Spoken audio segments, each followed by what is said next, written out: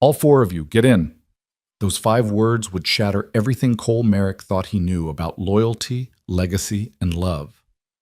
When a rancher's son defied his empire-building father to protect a desperate young woman and her 3 siblings, he ignited a battle that would test whether family is born from blood or forged in courage. This is the story of Montana Territory, 1882, where survival meant fighting, belonging meant sacrifice, and home was worth losing everything.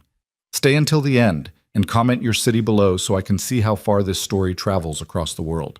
The Montana Territory stretched endless and unforgiving in the dying light of October 1882, a landscape that promised freedom but delivered hardship in equal measure. The wind that swept across the high plains carried the bite of winter yet to come, rattling through the scattered pines and bending the wild grass that had turned gold with the season's change. In this vastness, human settlements appeared as small, defiant marks against nature's overwhelming canvas, fragile, temporary, always one disaster away from disappearing entirely. Eleanor Wade had learned this truth the hard way. She stood beside the sagging cabin that had become her entire world, 22 years old, but with eyes that had aged beyond their years. Her hands, raw and calloused from work that never ended, moved with mechanical efficiency as she hung laundry on a line stretched between 2 weathered posts. Each shirt, each pair of small trousers, told a story of survival. Mended patches on top of older patches, fabric worn thin but stubbornly clean. Pride was one of the few things she had left, and she clung to it with the same fierce determination that kept her upright when everything inside her wanted to collapse. The cabin behind her leaned slightly to the left, its logs chinked with mud that dried and cracked with each passing season. The roof, patched with whatever materials she could scavenge, leaked in 3 places when it rained. The single window, glass being a luxury they couldn't afford, was covered with oiled paper that let in light but kept the world at a hazy distance. It wasn't much. By any standard measure, it was barely shelter, but it was theirs, and that made it everything. Inside, 3 young voices created the familiar chaos of evening. Thomas, at 12, was trying to maintain order as he always did, the weight of being the oldest boy settling on his narrow shoulders in ways that broke Eleanor's heart. Margaret, 10 years old and fierce as a wildcat, was arguing about something. She was always arguing about something, that stubborn streak a mirror of Eleanor's own. And little Samuel, just 7, was probably underfoot as usual, his presence a constant reminder of how close they all were to the edge. Influenza had taken their parents 6 months ago, sweeping through the scattered homesteads like an invisible reaper. First their father, strong as an ox one day, and burning with fever the next.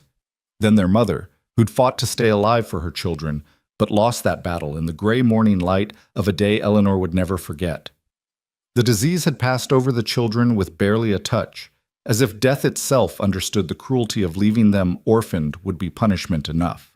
Their uncle, their father's older brother, had come after the funerals. He'd stayed 2 weeks, long enough to show Thomas how to set snares and check them, long enough to teach Eleanor which plants could supplement their meager stores through winter, long enough to leave behind his old rifle with stern instructions about using it. Then he'd ridden off to his own struggling homestead 3 territories away, promising to return in spring if he could. They all knew what "if he could" meant. Out here, promises were made in good faith, but kept only if fortune allowed. So Eleanor had become mother, father, teacher, and provider. She rose before dawn to tend the small garden that somehow, miraculously, had produced enough to see them through. She hunted rabbits when she could, though ammunition was precious and her aim still left much to be desired. She taught lessons by lamplight from the 3 books they owned, making sure her siblings could read and cipher, determined that poverty wouldn't steal their education along with everything else. She negotiated with the occasional traveling merchant, trading her sewing work for flour and salt and the other necessities that couldn't be grown or made. And she did it all while fighting the creeping fear that it wouldn't be enough. The land they lived on existed in a legal gray area that Eleanor didn't fully understand. Her father had claimed it, built the cabin, worked the soil, but the formal paperwork, the official filing that would make it legally theirs, had never been completed. He'd always meant to get around to it, but then survival took precedence over bureaucracy, and then he was gone. Eleanor had looked at the papers he'd left, tried to make sense of the legal language, but without money for a lawyer or a clear understanding of the territorial claim office procedures, she'd done nothing. The land was theirs because they lived on it, worked it, needed it. In her mind, that should have been enough. She was about to learn how little should mattered in Montana territory. Eleanor had just pinned the last shirt to the line when she heard the horse. The sound carried clearly in the evening quiet, the steady rhythm of hooves, the creak of leather, the jingle of tack. A lone rider, approaching from the north. Her hand instinctively went to her side, remembering the rifle leaning just inside the cabin door. Visitors were rare, and rare things in this territory were usually either desperately needed or desperately unwanted.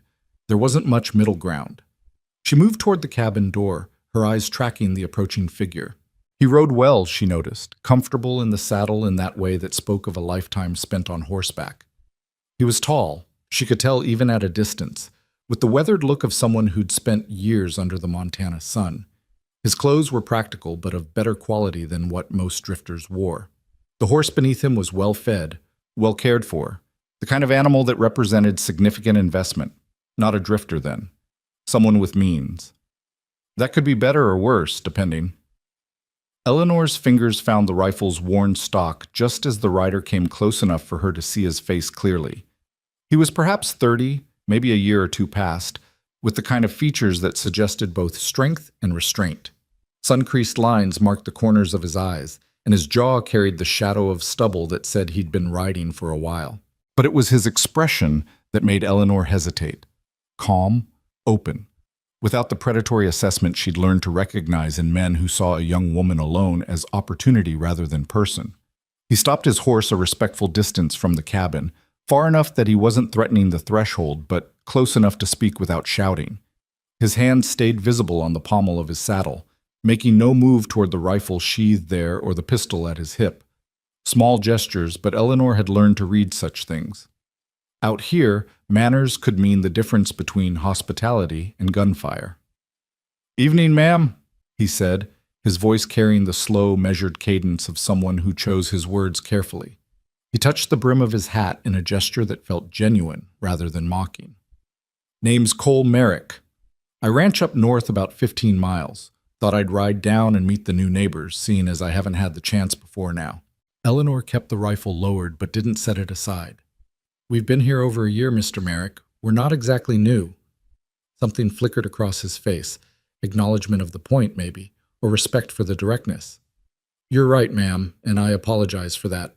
Should have come sooner. Truth is, I've been—" He paused, seeming to choose his words carefully, "dealing with my own concerns. But that's no excuse for poor neighboring." The cabin door creaked open behind Eleanor, and she felt rather than saw Samuel slip through, pressing against her side with that mixture of fear and curiosity that defined childhood in uncertain times. His small hand found hers, gripping tight. "Is he here to make us leave?" Samuel whispered, his voice carrying in the quiet. Cole Merrick's expression shifted, something passing through his eyes that looked like genuine pain.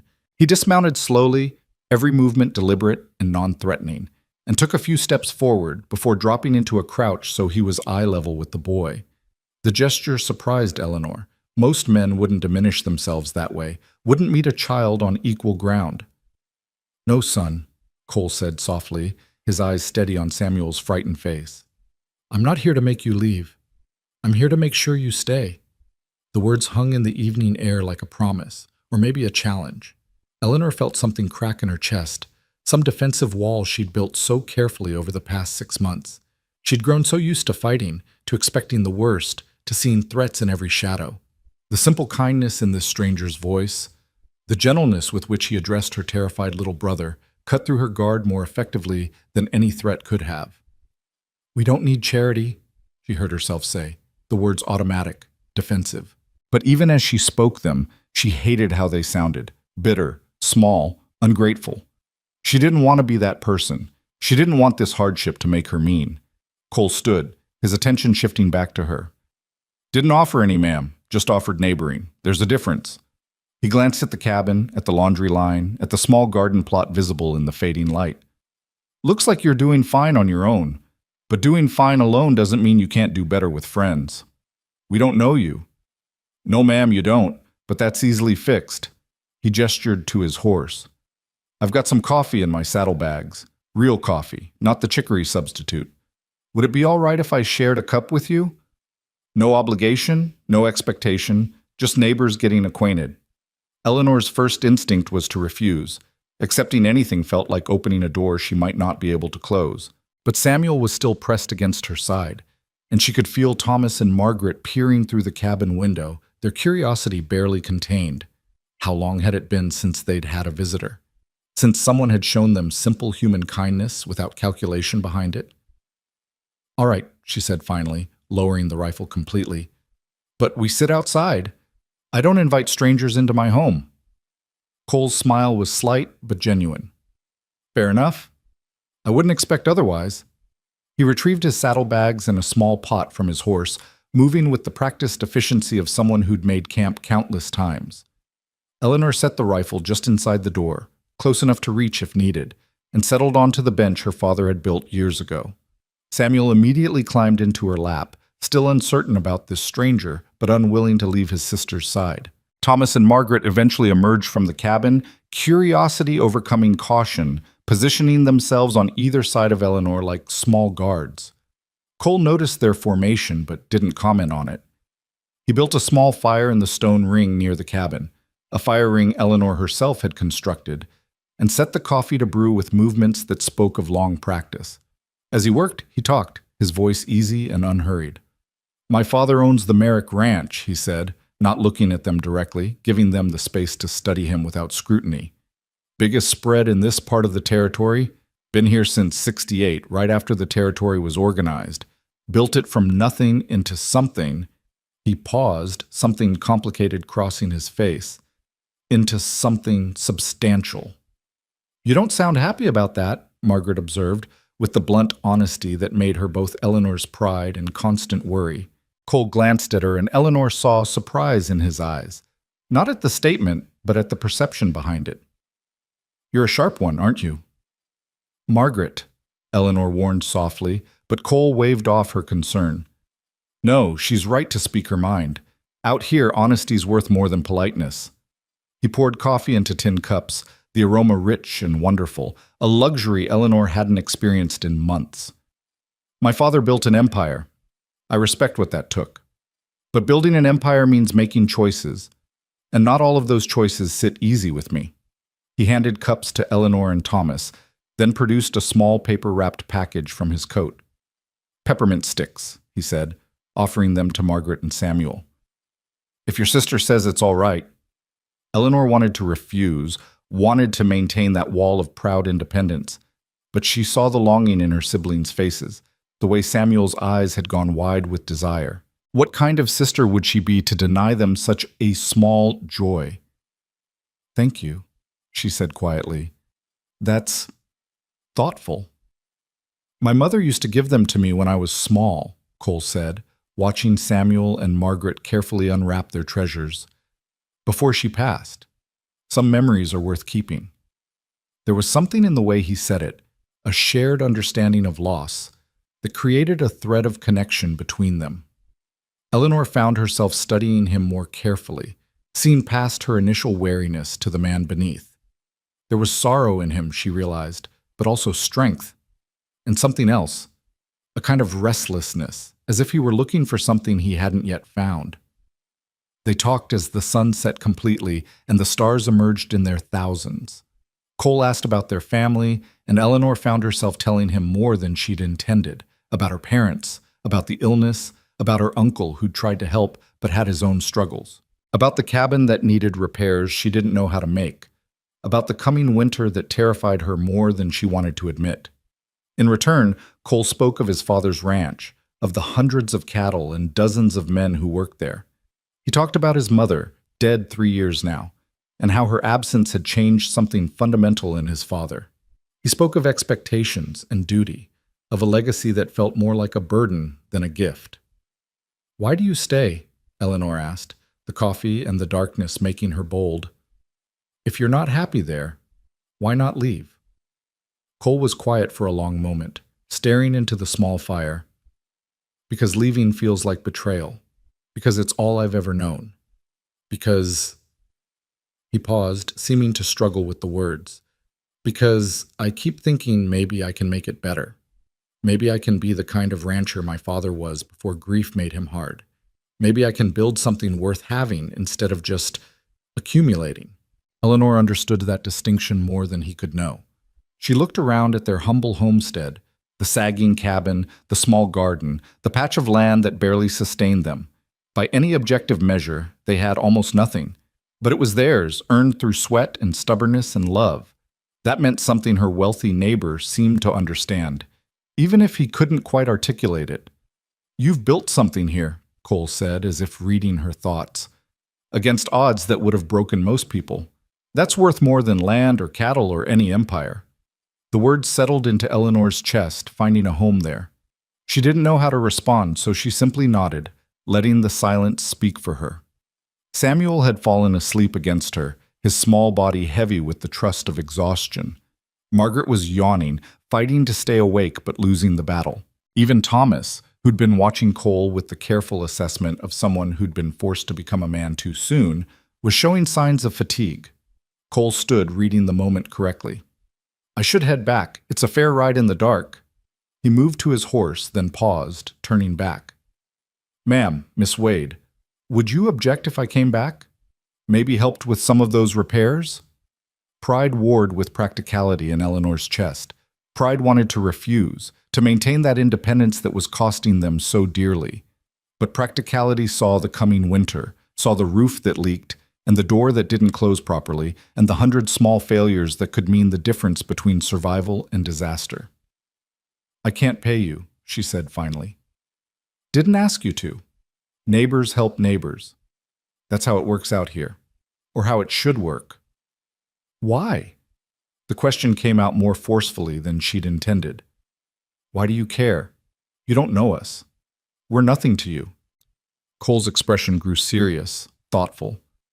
"My mother used to say that character shows itself in how we treat people who can't offer us anything in return. I didn't understand what she meant when I was young. I understand it now." He swung up into his saddle with easy grace. "Besides, I've spent too much time around people who measure everything by profit and loss. It's refreshing to see someone building something purely because they need a home." He touched his hat brim again, that same gesture of respect. "Good night, Miss Wade. Thomas, Margaret, Samuel, pleasure meeting you all."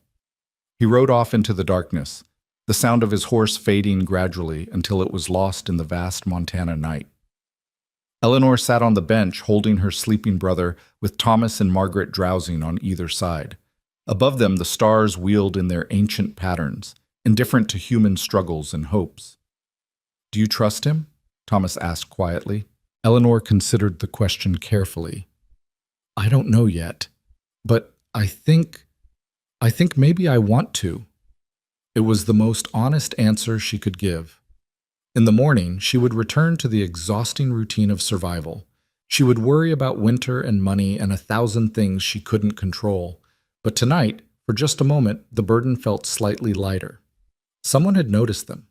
Someone had cared enough to ride 15 miles just to introduce himself. Someone had looked at their struggling homestead and seen worth instead of failure. That had to mean something. In a land as harsh as Montana Territory, kindness was rare enough to be treasured, questioned, and cautiously accepted all at once. The next morning arrived with frost painting delicate patterns on the cabin's single window. Eleanor woke, as always, before dawn, her body trained to maximize the limited daylight hours. She carefully extracted herself from the tangle of sleeping siblings. All 4 of them had ended up in the single large bed they shared for warmth, and wrapped a shawl around her shoulders against the morning chill. The fire in the small stove had died to embers overnight. She coaxed it back to life with practiced efficiency, adding precious kindling and waiting for the flames to catch before adding larger pieces. Every stick of wood represented labor, chopping, hauling, stacking. Nothing came easy, and nothing could be wasted. As the cabin slowly warmed, Eleanor went about the morning routine. Gruel from their dwindling oat supply for breakfast, water hauled from the creek a quarter-mile away, the route worn smooth by her daily trips, checking their food stores and doing mental calculations she'd done so many times they'd become almost automatic, If the weather held and the hunting was decent and they were very, very careful, they might make it to spring. Might. She was scrubbing the breakfast pot when she heard the wagon. The sound was distinctive, different from a single rider, heavier and more deliberate. Eleanor's first instinct was the familiar clench of anxiety. But when she looked through the oiled paper window, she saw Cole Merrick driving a loaded wagon toward the cabin, his horse tied to the back. He'd come back. He'd actually come back. Thomas appeared at her elbow, alert despite the early hour. "Should I get the rifle?" "No," Eleanor said, surprising herself with the certainty in her voice. "Not yet." She stepped outside as Cole pulled the wagon to a stop. In the morning light, she could see the load more clearly: lumber, shingles, bags of what looked like grain or flour, tools, supplies that would have taken her months to acquire even if she'd had the money, which she didn't. "Good morning, Miss Wade," Cole called, his breath misting in the cold air. He looked like he'd been up even earlier than she had, already worked and ready for more. "I hope I'm not disturbing you, but I wanted to get an early start on those repairs." Eleanor walked toward the wagon, her emotions a complicated tangle. "Mr. Merrick, I told you I couldn't pay for—" "And I told you I wasn't asking for payment," he interrupted gently. "These are materials I had sitting unused at the ranch. Might as well put them to good use." He gestured to the cabin. "That roof isn't going to survive another hard winter. I know that, you know that. No point in either of us pretending otherwise." He was right, and Eleanor hated that he was right. The roof had been a constant source of worry, a problem too big for her to solve alone, but impossible to ignore. "I don't understand why you're doing this." Cole climbed down from the wagon, moving with that same deliberate courtesy he'd shown the night before. "Honestly, neither do I, exactly. But when I rode back to the ranch last night, I kept thinking about—" He paused, seeming to search for words. "About what my mother would have expected from me. About the kind of man I want to be versus the kind I'm surrounded by. You and your siblings, you're trying to build something real. I want to help. Maybe that's enough reason."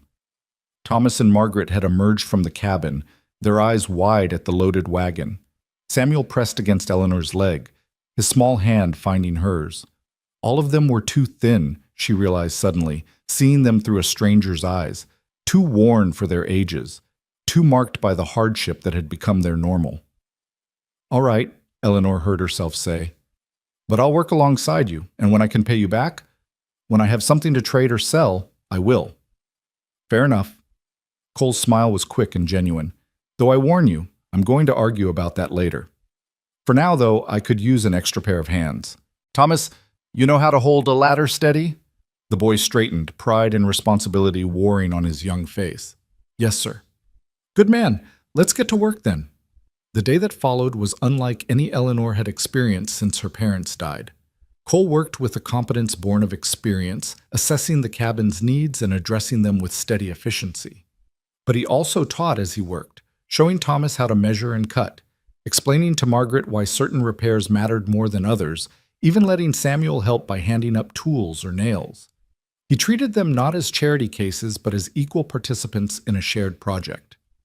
When Eleanor pointed out a weak spot in the wall he'd missed, he accepted the correction without male pride getting in the way. When Thomas made a mistake measuring, Cole showed him how to fix it without making the boy feel foolish. He worked steadily, but not frantically, taking breaks to drink water and rest, showing by example that good work didn't require driving yourself to exhaustion. By mid-afternoon, the roof had new shingles over the worst sections. The door had been rehung properly and actually closed. The gaps in the wall had been chinked with proper mortar instead of mud. The cabin, while still humble, looked cared for in a way it hadn't since their father died. "You're good at this," Eleanor observed, handing Cole a cup of water as he climbed down from the roof. "My mother insisted I learn every job on the ranch," he said, accepting the cup gratefully. "She said a man who couldn't do a task himself had no business asking others to do it. My father thought it was foolishness. That's what hired men were for, but she insisted." His expression softened with memory. "I'm glad she did. Some of the best conversations I ever had were working alongside the ranch hands, learning from them." Eleanor found herself curious about this woman she'd never meet, this mother who'd clearly shaped her son in fundamental ways. What was she like? Cole was quiet for a moment, his gaze distant. Fierce, kind, stubborn as hell when she believed in something. She saw people, if that makes sense, not just their utility or what they could do for her, but who they actually were. He looked at Eleanor directly. I think she would have liked you. The way you're fighting for your family, the way you're building something from almost nothing. That would have impressed her. The compliment settled warm in Eleanor's chest, filling spaces that had been empty for too long. Thank you, she said quietly. They worked until the sun began its descent toward the western peaks. Cole packed his tools with the same methodical care he'd shown all day, refusing Eleanor's offer of supper but accepting a promise that he could return to finish the remaining repairs. There's still work to do on that back wall, he said, surveying the cabin with a critical eye. And your winter wood supply is looking sparse. I'll bring some loads over in the next few days if that's all right. Mr. Merrick, you've already— Cole, he interrupted gently. If we're going to be neighbors, seems like we should use first names. And before you argue about accepting more help, consider that refusing could mean real hardship for your siblings when winter comes full force. Pride's admirable, Miss Wade, but it's a cold comfort when the temperature drops. He was right, and Eleanor knew it. The wood supply that had seemed almost adequate was really barely sufficient, and she didn't have the tools or strength to harvest more before the serious cold arrived. Accepting help felt like surrender, but condemning her siblings to genuine suffering out of stubborn pride would be worse. Eleanor, she said finally. My name is Eleanor. Cole's smile was warm, transforming his sun-weathered face. Eleanor, he repeated, as if testing the name. That suits you. Strong. Old-fashioned in the best way. After he'd ridden off, Thomas helped Eleanor finish the evening chores while Margaret and Samuel played a game with sticks and stones in the dooryard. The cabin felt different now, sturdier, more secure. The repairs were practical, but they represented something more. The possibility that they weren't as alone as Eleanor had believed, that the world might contain people who helped without expecting immediate return, that survival might not have to be quite so lonely. That night, as she settled her siblings into bed, Margaret asked the question Eleanor had been pondering herself. Why is Mr. Cole helping us? I don't know, honey. Maybe because he can. Maybe because it's the right thing to do. Papa used to say most people only do things if they get something back, Thomas observed, his 12-year-old cynicism born of hard experience. Papa also said there were still good people in the world, Eleanor countered softly. Maybe Mr. Cole is one of them. Or maybe he wants something we don't know about yet, Thomas said, his voice heavy with the suspicion that poverty and loss had taught them all. Eleanor couldn't argue with that possibility. She'd thought the same thing herself, that wariness never quite leaving despite Cole's apparent sincerity. Maybe. We'll be careful. But we'll also accept the help we need. That's the balance we have to find. In her own bed later, Eleanor lay awake listening to the familiar sounds of her sleeping siblings. The cabin was warmer tonight, the repaired walls keeping out the wind that usually snaked through gaps. The roof above her head was solid, no longer threatening to fail with the next strong storm. Small changes, practical changes, but they altered the landscape of her worry in meaningful ways. She thought about Cole Merrick, about the contradiction he presented. A wealthy rancher's son who worked with his hands and treated poor homesteaders with respect. A man who spoke of duty and legacy, but seemed to be searching for something beyond what his birthright offered. A person who'd appeared in their lives exactly when they needed help most, which could be either providence or the setup for some scheme Eleanor couldn't yet see. The smart thing would be to maintain distance, accept only minimal help, keep her guard high. The necessary thing might be to trust carefully, to let this unexpected assistance give them the edge they needed to survive. The line between smart and necessary had never been less clear.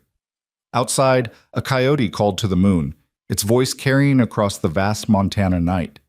The sound should have been lonely, should have emphasized their isolation. Instead, tonight, it felt like part of a larger conversation, wild voices calling, being heard, finding their place in the darkness. Maybe she and her siblings could do the same. Maybe they could be heard, could find their place, could survive not just through stubborn isolation, but through the careful, risky business of letting someone help. Cole returned 2 days later with a wagon load of cut wood, stacked and seasoned and ready for burning. He returned again 3 days after that to finish the wall repairs and shore up the small barn that housed their single cow. He came the following week to help Thomas set new snares and to teach him the best locations for them. Each visit brought practical help, but also conversation, laughter, the slow building of trust. Eleanor found herself watching for his arrival, though she tried not to admit it even to herself. She noticed things about him, the way he always brought small treats for the younger children but never made a show of it, the way he listened when Margaret launched into one of her passionate speeches about fairness or justice, the way he treated Thomas as a young man rather than a boy, giving him responsibility and respect in equal measure. And she noticed the way Cole looked at their homestead, with something in his eyes that looked almost like envy. Here was a man who had everything by material measure, and yet he seemed to find value in their poverty in ways that puzzled and intrigued her. "What do you see when you look at this place?" she asked him one afternoon, as they sat on the bench watching Thomas demonstrate his improved snare-setting technique for Samuel. Cole was quiet for a long moment. "Purpose," he said finally. "Everything here exists because it needs to. Nothing wasted, nothing for show. You're building a home, not an empire. There's something pure about that." "But pure and poverty-stricken," Eleanor said dryly. "Maybe, but I've spent my whole life around wealth, and I can tell you, money doesn't make something a home. It just makes it expensive." He turned to look at her directly. "You've made something real here. That matters." The intensity in his voice surprised her, the depth of feeling behind words that might have sounded simple or patronizing from someone else. She found herself seeing him differently, not as the wealthy neighbor condescending to help, but as someone genuinely searching for meaning in a life that apparently hadn't provided it despite every material advantage. "Your father's ranch," she said carefully. "It's not home to you?" Cole's laugh was short, without humor. "It's a place I live. It's land I'll inherit. But home? No. It stopped being that when my mother died. Now it's just an operation, a business, an empire being built with more concern for expansion than for the people doing the building." There was bitterness in his voice, and something else, a deep sadness that spoke of disappointments Eleanor could only imagine. She thought about her own father, poor but loving, building this cabin with his own hands as a gift for his family. The structure might be humble, but it had been built with joy. She wondered if Cole's grand ranch house had ever known that kind of love. "You could leave," she said, echoing his own question from weeks ago. "Build something of your own." "Maybe," he acknowledged, "but that would mean abandoning the ranch hands who depend on my father's empire for their living. It would mean letting that empire become even more ruthless without anyone to argue for basic human decency. I keep thinking I can make it better from within." "Can you?" "I don't know. I keep trying. Keep failing, mostly. My father and I—" He paused, something pained crossing his face. "We see the world differently. He sees resources and opportunities. I see people. It makes for a lot of arguments." Margaret called out something from near the barn, her voice bright with laughter, and Samuel's answering giggle carried clearly in the cold air. Cole smiled at the sound, some of the tension leaving his shoulders. "They're good kids," he said. "You've done remarkable work with them, keeping them together, keeping them educated and hopeful. That's no small thing." "They're all I have," Eleanor said simply. "Failure isn't an option. And yet most people in your situation would have failed anyway, would have given up, sent the children to orphanages or workhouses, tried to save themselves. You didn't. That takes a special kind of courage." Eleanor didn't feel particularly courageous. She felt tired, worried, stretched too thin across too many responsibilities. But she also felt the warm satisfaction of having made it this far, of having kept her family together through the worst of times. If that was courage, she'd take it. As autumn deepened toward winter, Cole's visits became part of the rhythm of their lives. He brought supplies they needed: flour, salt, sugar, coffee, always claiming he'd over-ordered for the ranch and it would just go to waste otherwise. He brought news from the wider world, stories about territorial politics in distant places that reminded them they weren't completely cut off from civilization. He brought skills and knowledge, teaching them 100 small things that made their survival slightly more secure. But more than anything, he brought his presence. His steady, calm, competent presence that somehow made their small cabin feel less isolated, made their struggle feel less desperate. Having him there, working alongside them, laughing at Margaret's jokes, listening to Thomas's tentative observations about the world, swinging Samuel up onto his shoulders, it reminded Eleanor of what family could feel like when the weight of responsibility was shared. She tried not to lean on that feeling too much, tried to remember that Cole had his own life, his own responsibilities, his own future that probably didn't include a struggling homestead and a woman with 3 siblings to raise. But the heart was stubborn about these things, finding hope in places reason said it shouldn't look. One evening in late November, with the first serious snow beginning to fall, Cole stayed later than usual, helping them prepare the cabin and barn for the storm everyone could feel coming. They worked by lamplight, making sure every gap was sealed, every animal secured, every window covered. When the work was done, Eleanor made coffee, real coffee, from the supply Cole had brought, and they sat in the warm cabin while the wind picked up outside. Samuel had fallen asleep in Cole's lap, that casual trust that children showed when they felt safe. Cole held the boy carefully, his large hands gentle, his expression soft as he looked down at the sleeping child. "He trusts you," Eleanor observed quietly. "I'm glad. I'd never want to break that." Cole's voice was equally quiet, as if afraid to wake the boy. "Trust is rare out here. Precious." "Is that what this is?" Eleanor asked, voicing the question that had been building in her for weeks. "Trust?" Cole looked at her over Samuel's head, his eyes serious in the lamplight. "I hope so. I'd like it to be friendship, if you're willing. I'd like to think we're building something here that goes beyond neighboring, something more lasting." The words hung between them, weighted with meanings Eleanor wasn't sure she was ready to examine. But she couldn't deny the truth in them either. Something was building here, trust, yes, but also affection, connection, the slow recognition of kindred spirits finding each other in an unlikely place. "I'd like that too," she said softly, and meant it with an intensity that both thrilled and frightened her. Outside, the snow fell heavier, blanketing the Montana landscape in white.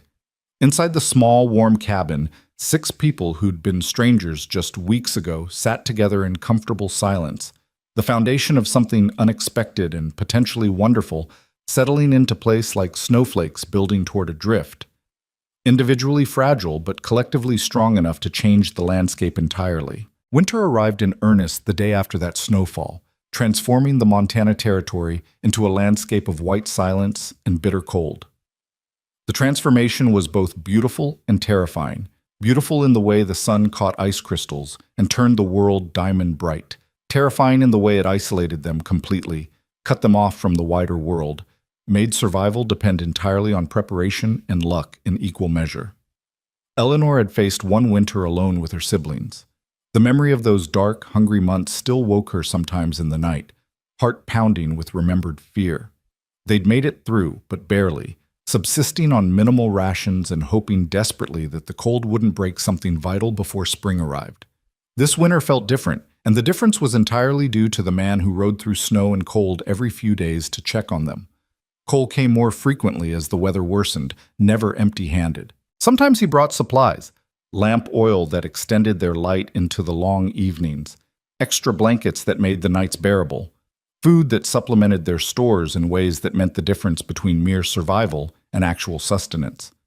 Other times he brought labor, chopping wood until their supply grew from adequate to abundant, checking the barn and cabin for any weakness the cold might exploit, teaching Thomas the 100 small skills that separated those who thrived from those who merely endured.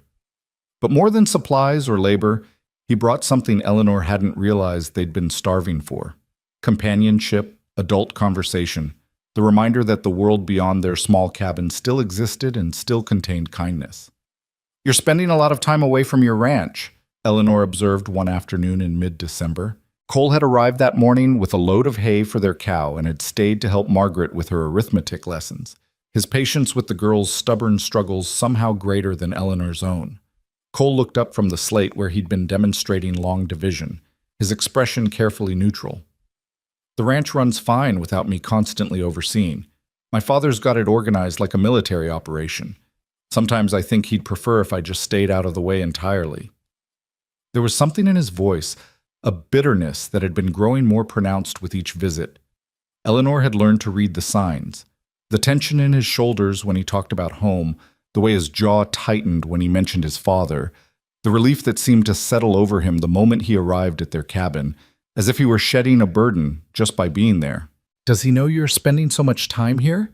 she asked, keeping her tone carefully casual even as something worried took root in her chest. "He knows I check on the neighbors. He doesn't know—" Cole paused, seeming to choose his words carefully. "He doesn't know how much it's come to mean to me, how much you all have come to matter." The words hung in the warm cabin air, weighted with meaning that made Eleanor's breath catch. Margaret had gone still, her eyes moving between Cole and her sister with the too perceptive gaze of a child who understood more than adults wanted to credit. Even Thomas, pretending to read by the window, had gone quiet in that way that meant he was listening intently. "Cole," Eleanor said softly, aware of all the ears in the small space, "we're grateful for your help. More grateful than I can properly express. But I need to understand what this is, what you're expecting. Because if there are obligations I'm incurring that I don't understand, I need to know now, before—" "No," Cole interrupted, his voice firm but not angry. "No obligations. No expectations beyond friendship. I'm not keeping a ledger, Eleanor. I'm not building up some debt you'll have to repay." He stood, moving to the window, his back to the room. "I'm here because being here makes me feel like I'm doing something that matters.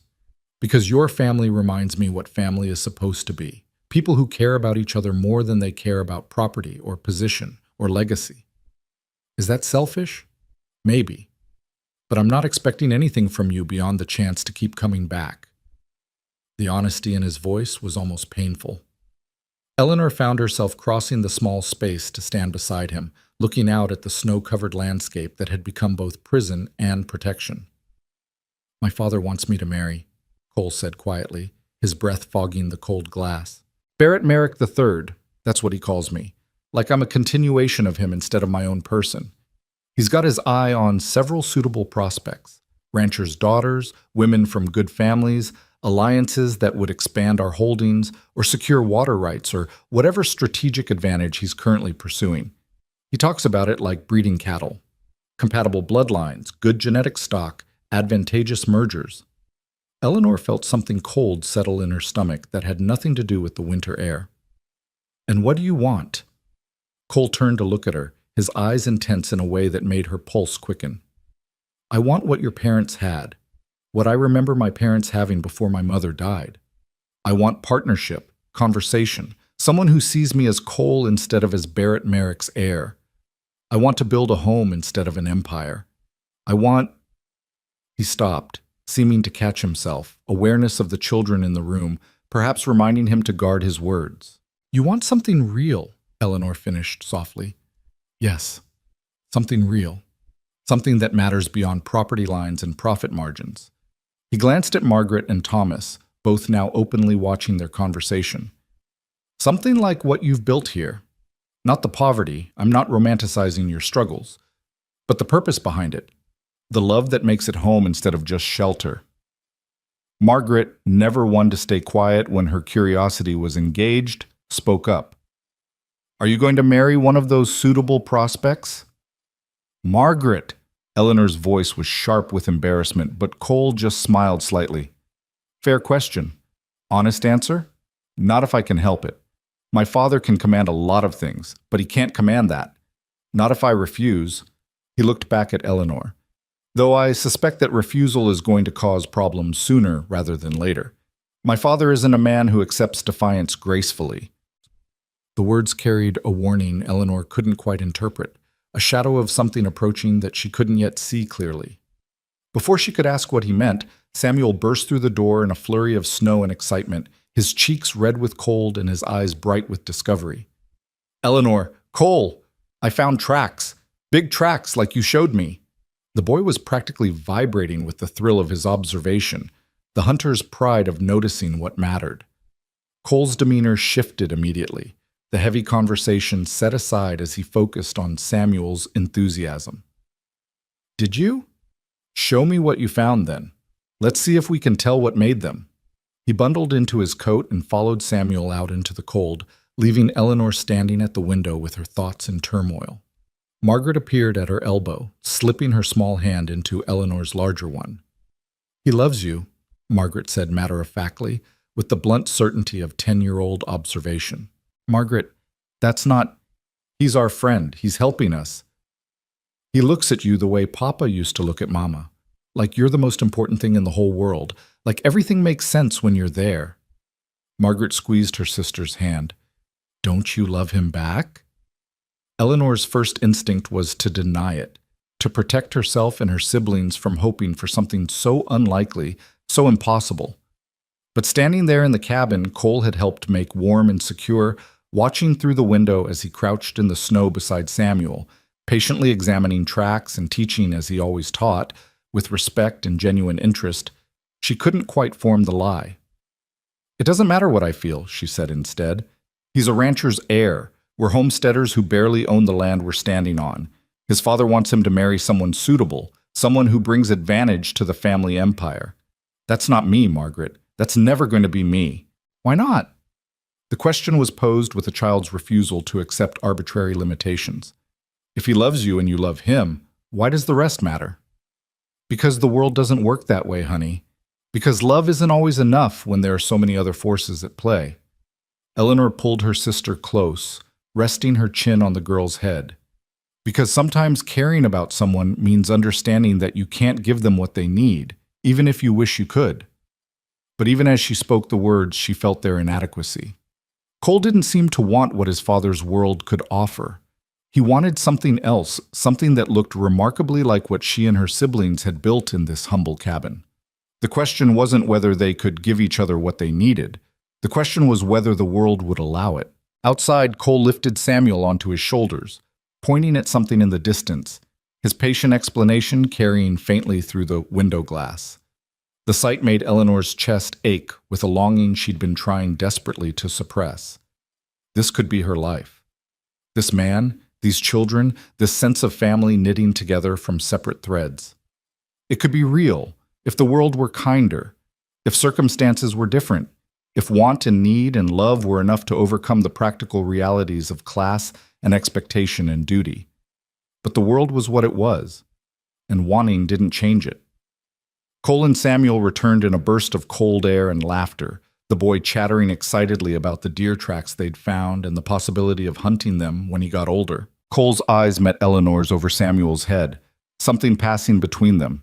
Acknowledgement of the conversation they'd been having, perhaps, or recognition of the careful dance they were performing around feelings neither quite dared to name directly. He stayed for supper that night, as he'd begun doing more frequently. They ate simple food made abundant by his contributions, and afterward he helped Eleanor clean up while the children played a game Thomas had invented involving sticks and a ball made of wrapped fabric.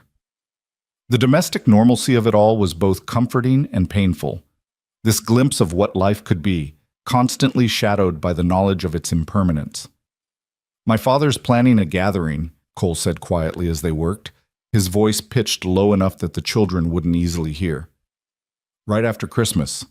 All the major ranchers and landowners in the territory. He does it every year, part business, part social display, part territorial pissing contest, if you'll excuse the language." "Why are you telling me this?" Cole's hand stilled in the wash water. "Because I'm expected to attend. Because it'll mean I can't visit for at least a week, maybe 2, depending on how long guests stay. Because..." He paused, and when he continued, his voice carried a weight of worry. "Because I think my father's planning something. He's been asking questions about the homesteaders in this area, about land claims and water rights. He's got that look he gets when he's identified an opportunity and is planning how to exploit it." Something cold slithered down Eleanor's spine. "Our land? I don't know. Maybe. He's mentioned this corridor several times.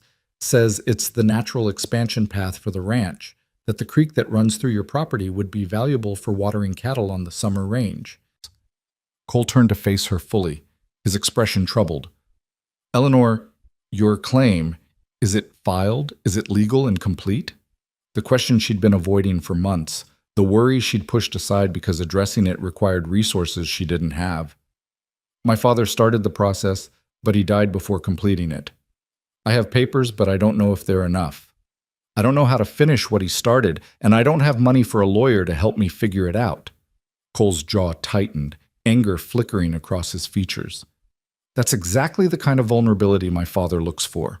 Unclear claims, incomplete paperwork, people who don't have the resources to fight legal battles. He's done it before.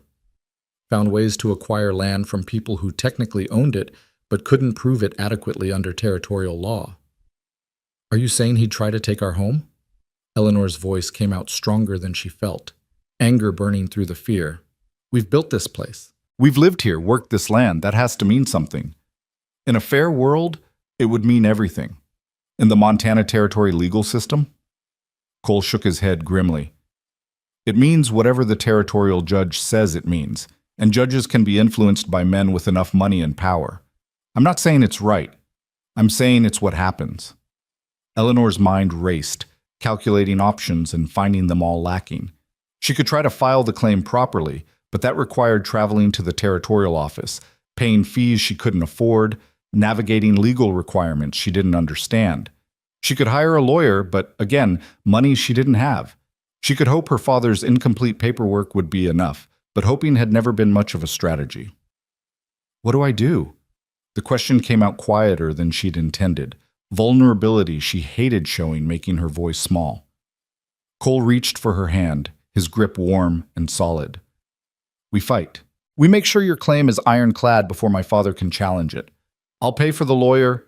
He held up a hand when she started to protest. And before you argue about charity or independence, consider this. If my father takes your land, where does that leave you? Where does that leave Thomas and Margaret and Samuel? Pride is admirable, Eleanor, but sometimes survival requires accepting help from people who care about you. People who care about me, Eleanor repeated, testing the words. Is that what this is? Yes, Cole said simply. No hesitation, no qualification. That's exactly what this is. I care about you, about all of you, more than is probably wise given the complications it creates. But I'm not going to apologize for it, and I'm not going to stand by and watch my father destroy what you've built just because he sees land as commodity instead of home. Thomas appeared in the doorway, his expression serious in that way that meant he'd been listening despite pretending not to. Is Mr. Cole's father going to try to take our home?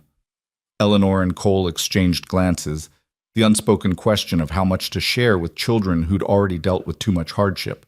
But Thomas was 12, old enough to understand threats, old enough to deserve honesty. He might try, Cole said, addressing the boy directly, man to almost man. But trying and succeeding are different things. We're going to make sure your claim to this land is legal and complete. We're going to make sure no one can take this from you. We, Thomas repeated, and Eleanor heard the question in it. Why are you fighting your own father for us?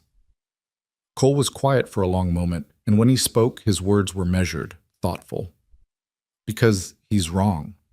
Because power and money don't give someone the right to take from those who have less. Because... He glanced at Eleanor, something vulnerable in his eyes. Because your family matters to me. Because this place matters. Because sometimes you have to choose what's right over what's easy. Thomas studied him with eyes too old for his years, then nodded slowly. Papa used to say that character is what you do when it costs you something, that anyone can be good when it's convenient. Your father was a wise man, Cole said quietly. I wish I could have known him. Later, after Cole had ridden off into the winter darkness, after the children were settled in bed, Eleanor sat alone by the dying fire and tried to make sense of the tangle her life had become. She'd been so focused on daily survival that she hadn't properly considered the larger threats, the ways their vulnerability extended beyond hunger and cold into legal territories she didn't understand. And now those threats were manifesting, brought by the very family whose son had become so important to them. The irony wasn't lost on her. The man who was helping them survive was also the son of the man who might destroy them. The person she was coming to care for, to love, if she was honest with herself, was bound by blood and duty to an empire that saw her family as nothing more than an obstacle to expansion. Margaret appeared from the bedroom, padding quietly across the floor to curl up beside Eleanor on the bench. Can't sleep? Too much thinking, Eleanor admitted, wrapping an arm around her sister. About Mr. Cole? About everything, but yes, about Cole too. Eleanor sighed, pulling Margaret closer. It's complicated, honey. Love always is, isn't it? That's what Mama used to say. Margaret's voice was soft with memory. She said the complications are how you know it's real, that easy love isn't worth much. When did you get so wise? I pay attention. And I remember things. Margaret was quiet for a moment, then, Eleanor, are we really going to lose our home? The fear in her sister's voice broke Eleanor's heart. These children had lost so much already. Parents, stability, the innocent security of childhood. The thought of them losing this place too, of having to start over somewhere else or worse, being separated if Eleanor couldn't provide for them. It was unbearable. No, Eleanor said firmly, making the promise even though she couldn't be certain she could keep it. We're not going to lose this. Cole's going to help us make sure the claim is proper. We're going to fight for what's ours. Even if it means fighting Mr. Cole's father? Even if it makes trouble for him?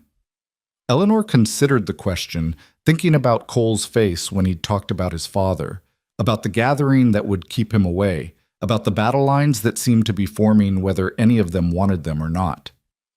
Even then, because he's right. What's right is more important than what's easy. And we have to believe that matters, Margaret. We have to believe that standing up for what's ours, for what's just, will make a difference. Do you think it will? I have to, Eleanor said simply. Because the alternative is giving up, and I don't know how to do that. Not when I'm responsible for you and Thomas and Samuel. Not when we've fought so hard to keep this family together. Margaret nodded against her shoulder, small body relaxing slightly. They sat together in the firelight, two sisters in a cabin that might or might not remain theirs, holding on to each other and onto hope in equal measure. The next 2 weeks passed in a strange, suspended tension.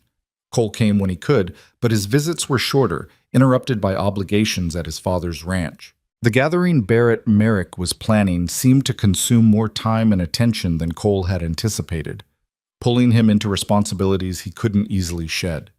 When he did manage to visit, he brought updates that were rarely encouraging. My father's been talking to the Territorial Land Commissioner, he reported one afternoon, his face grim. Asking questions about claim procedures, about what constitutes valid ownership. He's being subtle about it, but I know how he operates. He's building a case. Against us specifically, or just gathering general information? Eleanor asked, though she suspected she knew the answer. I think against homesteaders in general, but your property specifically is on his mind.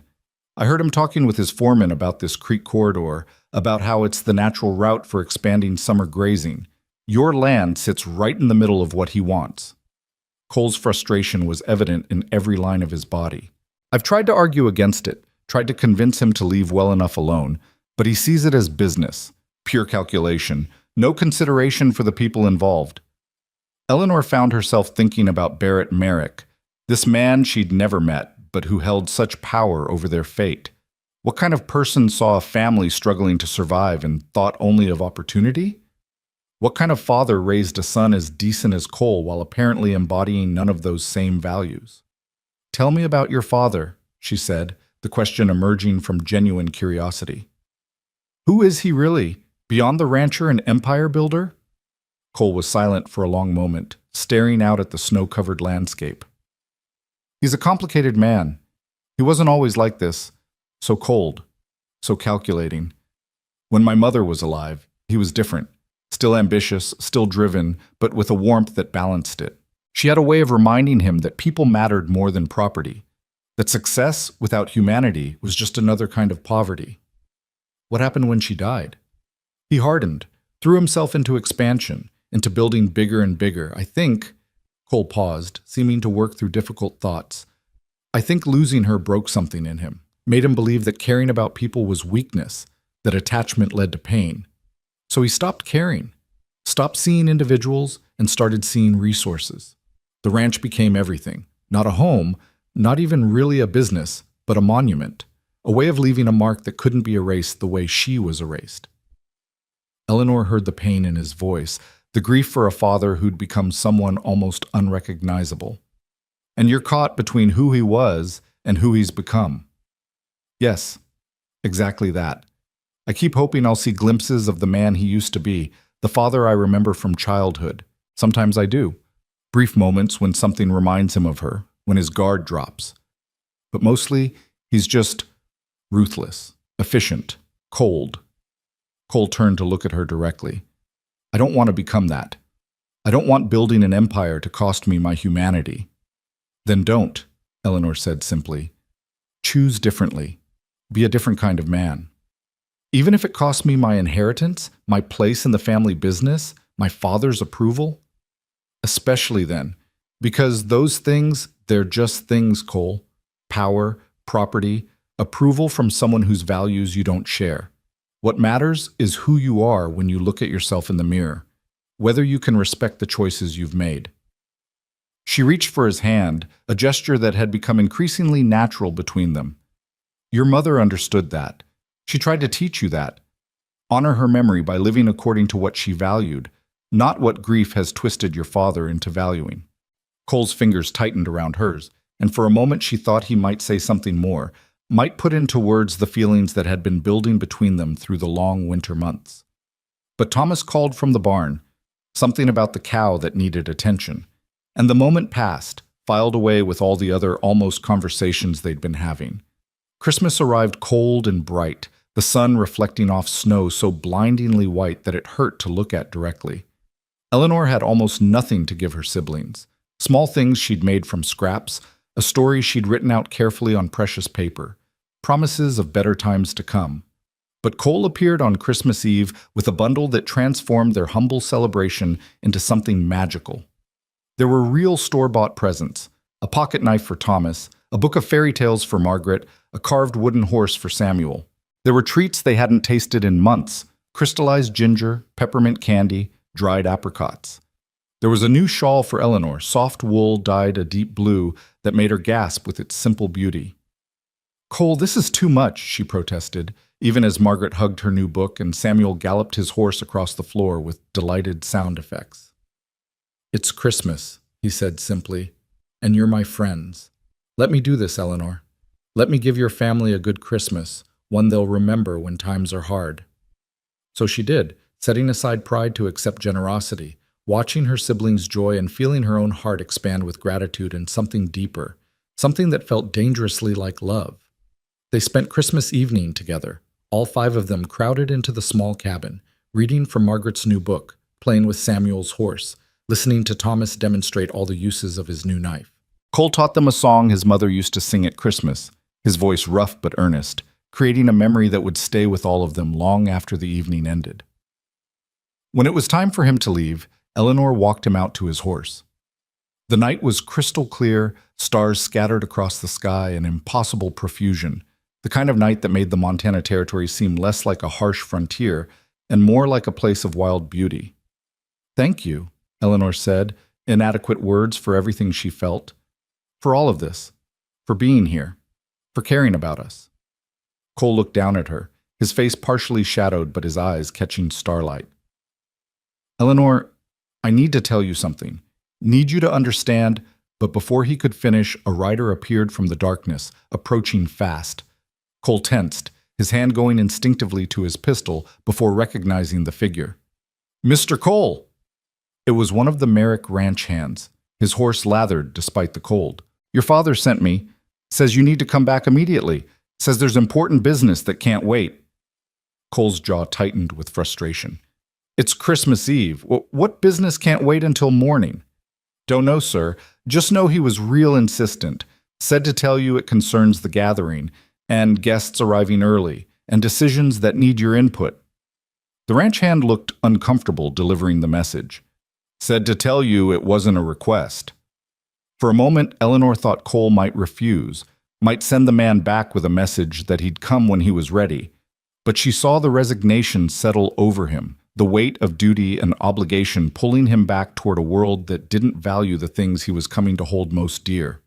I have to go, he said quietly, his eyes still on Eleanor. But I'll be back as soon as I can. And Eleanor, He reached for her hand, squeezed it gently.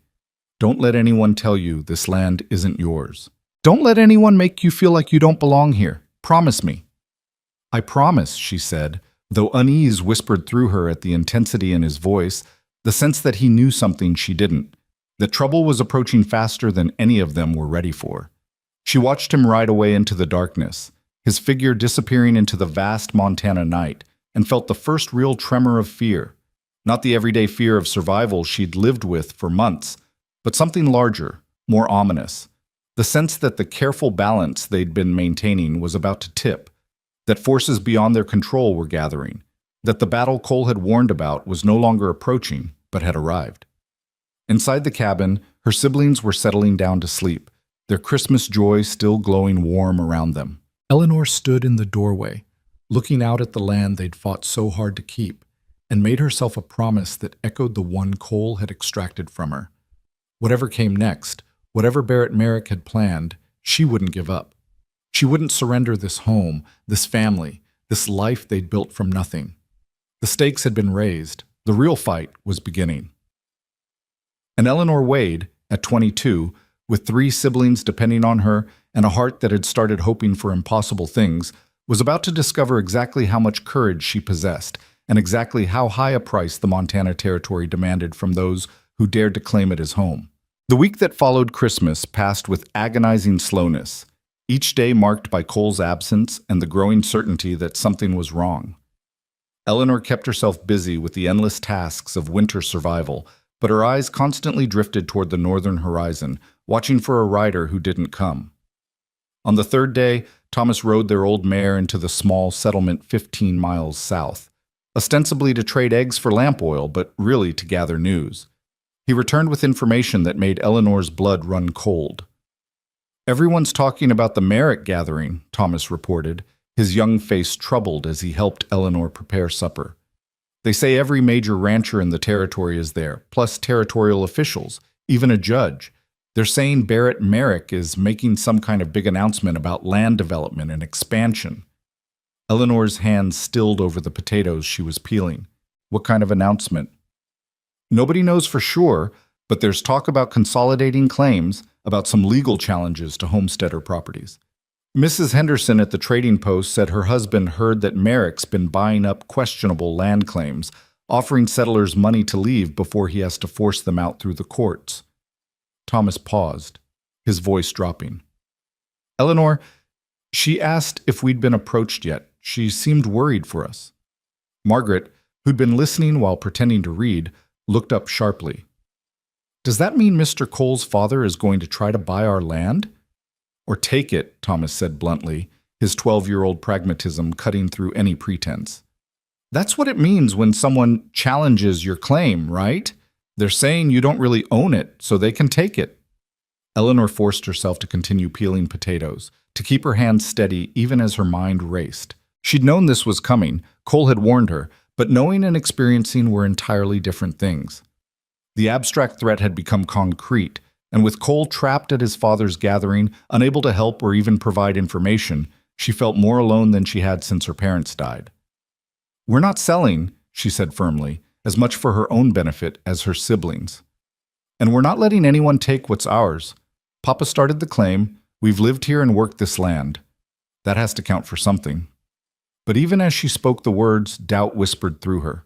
She'd seen how the world worked, how power and money could reshape reality to suit those who possessed them. Her father's incomplete paperwork, their poverty, their lack of connections or resources to fight a legal battle, all of it made them vulnerable in ways that righteous anger couldn't fix. That night, after the children were asleep, Eleanor pulled out the box of papers her father had left behind. She'd looked through them before, but never with such desperate attention, never trying to decipher the legal language and official stamps with such urgent need to understand. The homestead claim was there, partially completed, her father's careful handwriting filling in spaces on forms that seemed designed to confuse rather than clarify. There were receipts for filing fees, a surveyor's rough map, letters of intent, pieces of a process that had been interrupted by influenza and never resumed. Was it enough? Eleanor had no idea.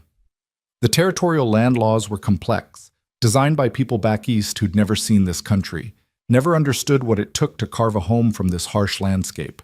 She could read the words but couldn't interpret whether they added up to legal ownership or just expensive failure. She needed help. She needed someone who understood the law, who could tell her whether her family's claim would stand up to the kind of challenge Barrett Merrick could mount. She needed exactly what Cole had offered: a lawyer, professional guidance, the resources to fight properly. But Cole was trapped at his father's gathering, and pride had kept her from accepting his help when he'd offered it. Pride seemed like a luxury she could no longer afford. The decision made, Eleanor felt some of the paralyzing fear transform into something more manageable. Still present, still heavy, but no longer completely immobilizing. She would go to the territorial land office herself. She would take their papers, explain their situation, find out what needed to be done to secure their claim. It would mean leaving the children for at least 2 days, would mean spending precious money on the journey, would mean venturing into official spaces where her poverty and gender might work against her.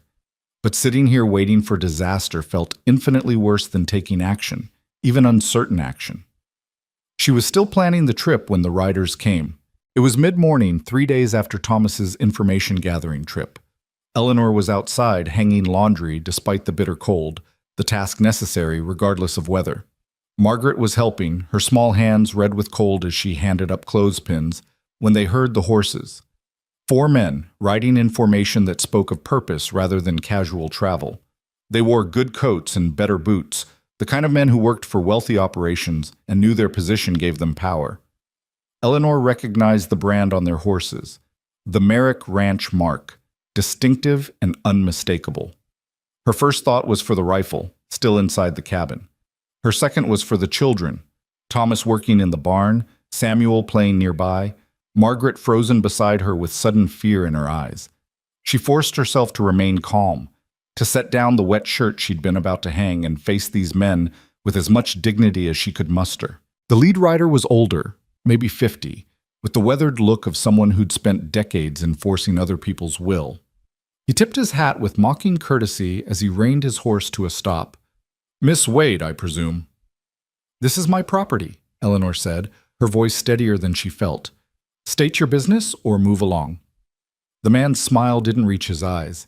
"Name's Hutchins, ma'am. I'm the foreman for the Merrick Ranch. Mr. Barrett Merrick asked me to deliver a message." "I'm not interested in anything Barrett Merrick has to say."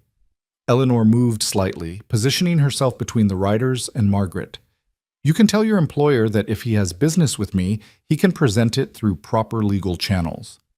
Hutchins' smile widened, enjoying her defiance in a way that made Eleanor's skin crawl. "Now that's the thing, ma'am. Mr. Merrick is using proper legal channels.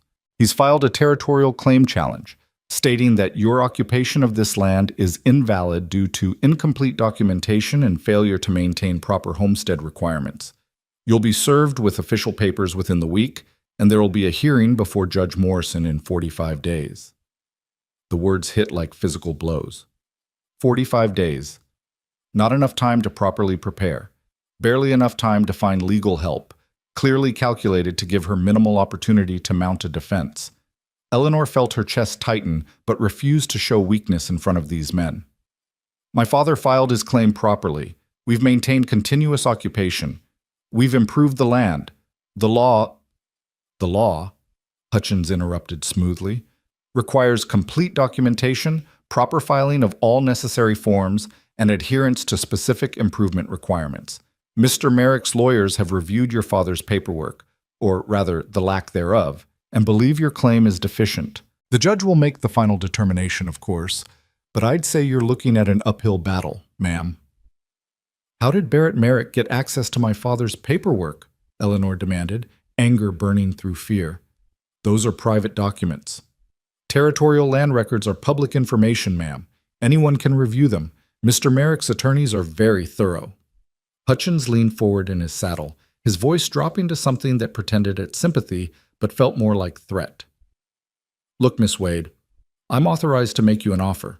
Mr. Merrick will pay you $500 for this property, more than fair considering the condition of the cabin and the minimal improvements. That money could set you up somewhere else, somewhere with better opportunities. You could take your siblings back east, give them proper schooling, a real chance at life." $500. It was more money than Eleanor had ever possessed, more than she could earn in years of backbreaking labor. It was also insulting, a fraction of what the land was worth to someone who understood its strategic value, a pittance offered to people assumed to be desperate enough to accept anything. "This land is not for sale at any price," Eleanor said coldly, "and I'll thank you to leave my property immediately." Hutchins straightened, his false sympathy evaporating. "That's your choice, ma'am, but I'd think carefully about what's best for those children you're responsible for. Fighting Mr. Merrick in court costs money, money for lawyers, money for filing fees, money you clearly don't have. And even if you could afford it, you'd lose. The law's on his side, and he's got the resources to prove it. All you'd accomplish is wasting what little you have left and ending up with nothing anyway." "Get off my land!" Eleanor's voice shook with rage she could no longer contain. "Get off, and tell Barrett Merrick that he can take his offer and his threats, and—" "Eleanor." Thomas had emerged from the barn, her uncle's rifle held with steady competence despite his young age. He didn't point it at the men, but the implied threat was clear. "These men were just leaving, weren't they?" Hutchins' expression darkened as he took in the armed boy, the calculation shifting behind his eyes. For a moment, Eleanor thought he might escalate, might challenge Thomas's right to even hold the weapon. But then he seemed to think better of it, perhaps remembering that whatever else they were, the Wades were within their rights to defend their property from unwelcome visitors.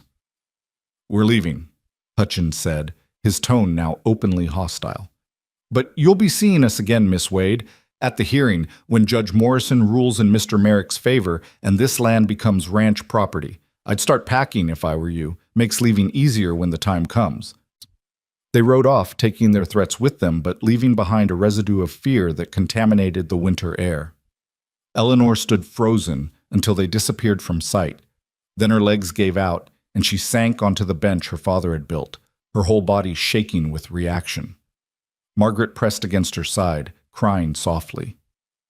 Thomas stayed standing, rifle still held ready, his young face set in lines that made him look far older than 12.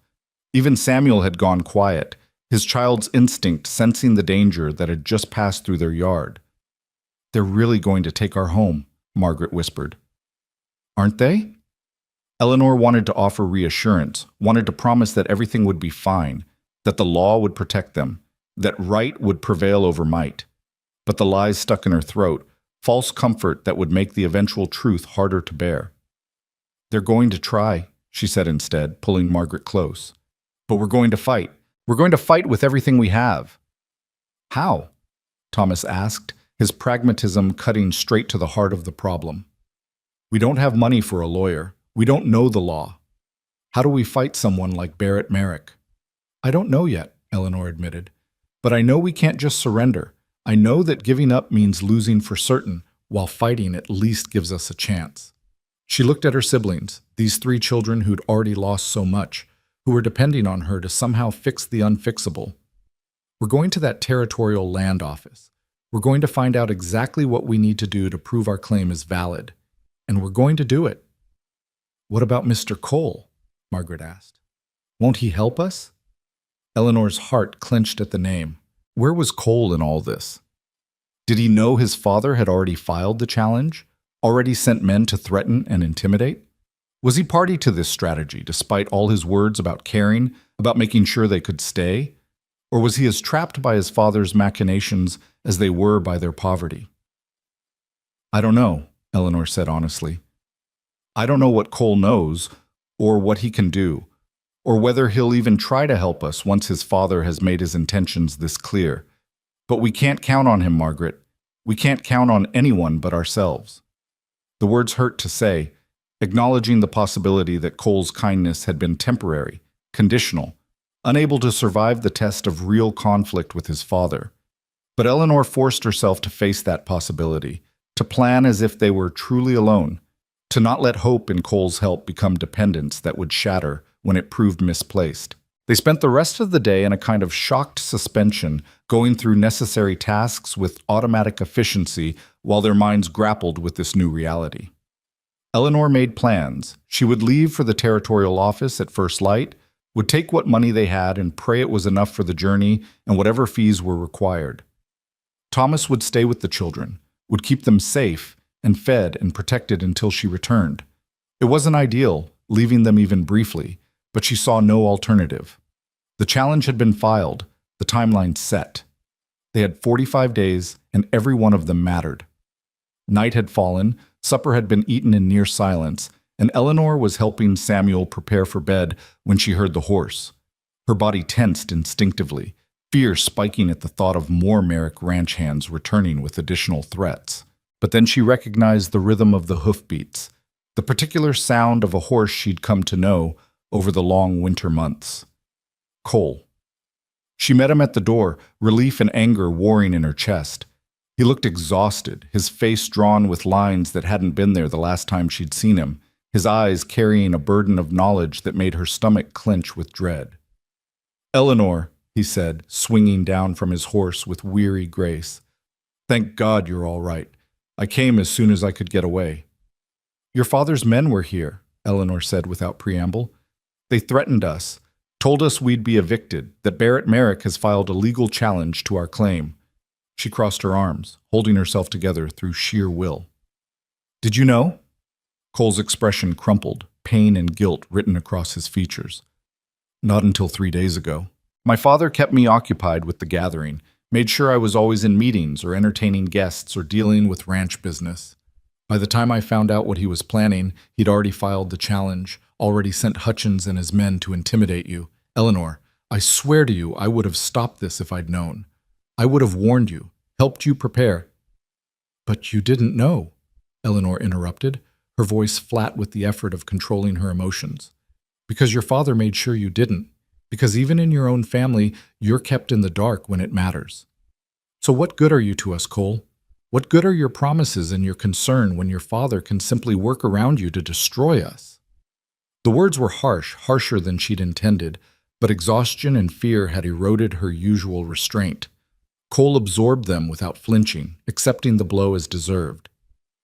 "You're right," he said quietly. "I've been naive, thinking I could influence my father from within, thinking my objections would matter when money and power were at stake. I've been playing at rebellion while still accepting the privileges of my position, still taking his money and living under his roof and pretending that made me somehow separate from his actions." He stepped closer, his voice intense with conviction. "But that ends now. I'm here to help you fight this, Eleanor. I have money my mother left me, money my father can't touch. We'll hire the best lawyer in the territory. We'll make sure your claim is properly filed and documented. We'll fight this challenge with everything we have." "Why?" The question came out rawer than Eleanor intended, all her confusion and hurt and desperate hope packed into one syllable. "Why would you do that? Why would you go against your own father, risk your inheritance, your future for us?" Cole's eyes held hers, and in them she saw something that made her breath catch, something beyond friendship or neighborly concern, something deep and true and terrifying in its intensity. "Because I love you," he said simply. "Because I love this family, this place, what you've built here. Because watching you fight for your home has shown me what actually matters in life. And it's not empires or inheritances or my father's approval. It's this, people caring for each other, building something real, standing up for what's right, even when it costs everything." He reached for her hand and she let him take it, let herself feel the warmth and strength there. "I'm done trying to change him from within. I'm done pretending I can serve two masters. I choose you, Eleanor. I choose this family. Whatever that costs me, whatever that means for my relationship with my father, I choose this." Eleanor felt tears burning in her eyes, emotion threatening to overwhelm the careful control she'd maintained all day. Part of her wanted to fall into his arms, to accept this declaration and the help he offered and let someone else carry part of the burden she'd been shouldering alone. But another part, the part that had learned how dangerous hope could be, held back. "Your father won't accept that," she said. "He'll see it as betrayal. He'll cut you off, disinherit you, make sure you have nothing." "Then I'll have nothing," Cole said with fierce certainty. "I'll work with my hands, I'll build something of my own, I'll live without the Merrick name and money and power. But I won't live without honor. I won't live knowing I stood by while my father destroyed good people just to add another section to his empire." Thomas appeared in the doorway, having heard enough to understand what was being offered. "You'd really do that?" You'd give up everything to help us? Cole turned to face the boy, speaking to him with the same respect he'd always shown. Yes, because everything I'd be giving up, money, position, an inheritance built on taking from others, isn't worth keeping if it means losing who I am. Your family has taught me that. Your sister has taught me that. My father used to say you can judge a man by what he's willing to lose for what he believes in, Thomas said slowly. I think he would have liked you, Mr. Cole. Something shifted in the cabin's atmosphere, tension releasing slightly as acceptance began to replace suspicion. Margaret emerged from the sleeping area, having listened from the shadows, and walked straight to Cole with her characteristic directness. If you're going to fight for us, if you're going to go against your father and risk everything, then you should know something. She looked up at him with eyes too serious for 10 years old. Eleanor loves you too. She doesn't say it, but I can tell. So you're not just fighting for neighbors or people you feel sorry for. You're fighting for family. The family you're choosing, the family you want to be part of. That's important. That matters. Margaret! Eleanor's face flamed with embarrassment, but her sister just shrugged. It's true, and everyone knows it, so we might as well say it out loud.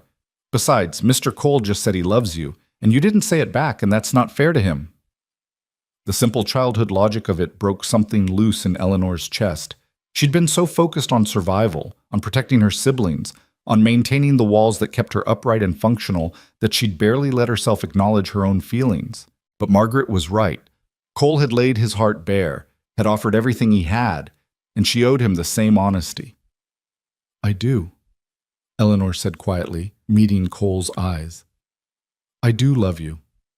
I've been trying not to, because it seemed impossible, because our situations were too different, because hoping for something more felt like inviting heartbreak. But Margaret's right. I love you. I love your kindness and your strength and the way you see people as people instead of resources. I love how you are with my siblings, how you've made this place feel less lonely, how you've given us back hope when I thought we'd lost it forever. Cole closed the distance between them in 2 strides, pulling her into an embrace that felt like coming home. Eleanor let herself lean into his strength, let herself accept comfort and support, let herself believe that maybe, just maybe, they weren't facing this fight alone. We'll get through this, Cole murmured against her hair. Together. We'll make sure your claim stands. We'll fight my father's challenge and win. And when it's over, when this land is legally and completely yours, I'm going to ask you a question. But first, we handle this. Eleanor pulled back just enough to see his face. What question?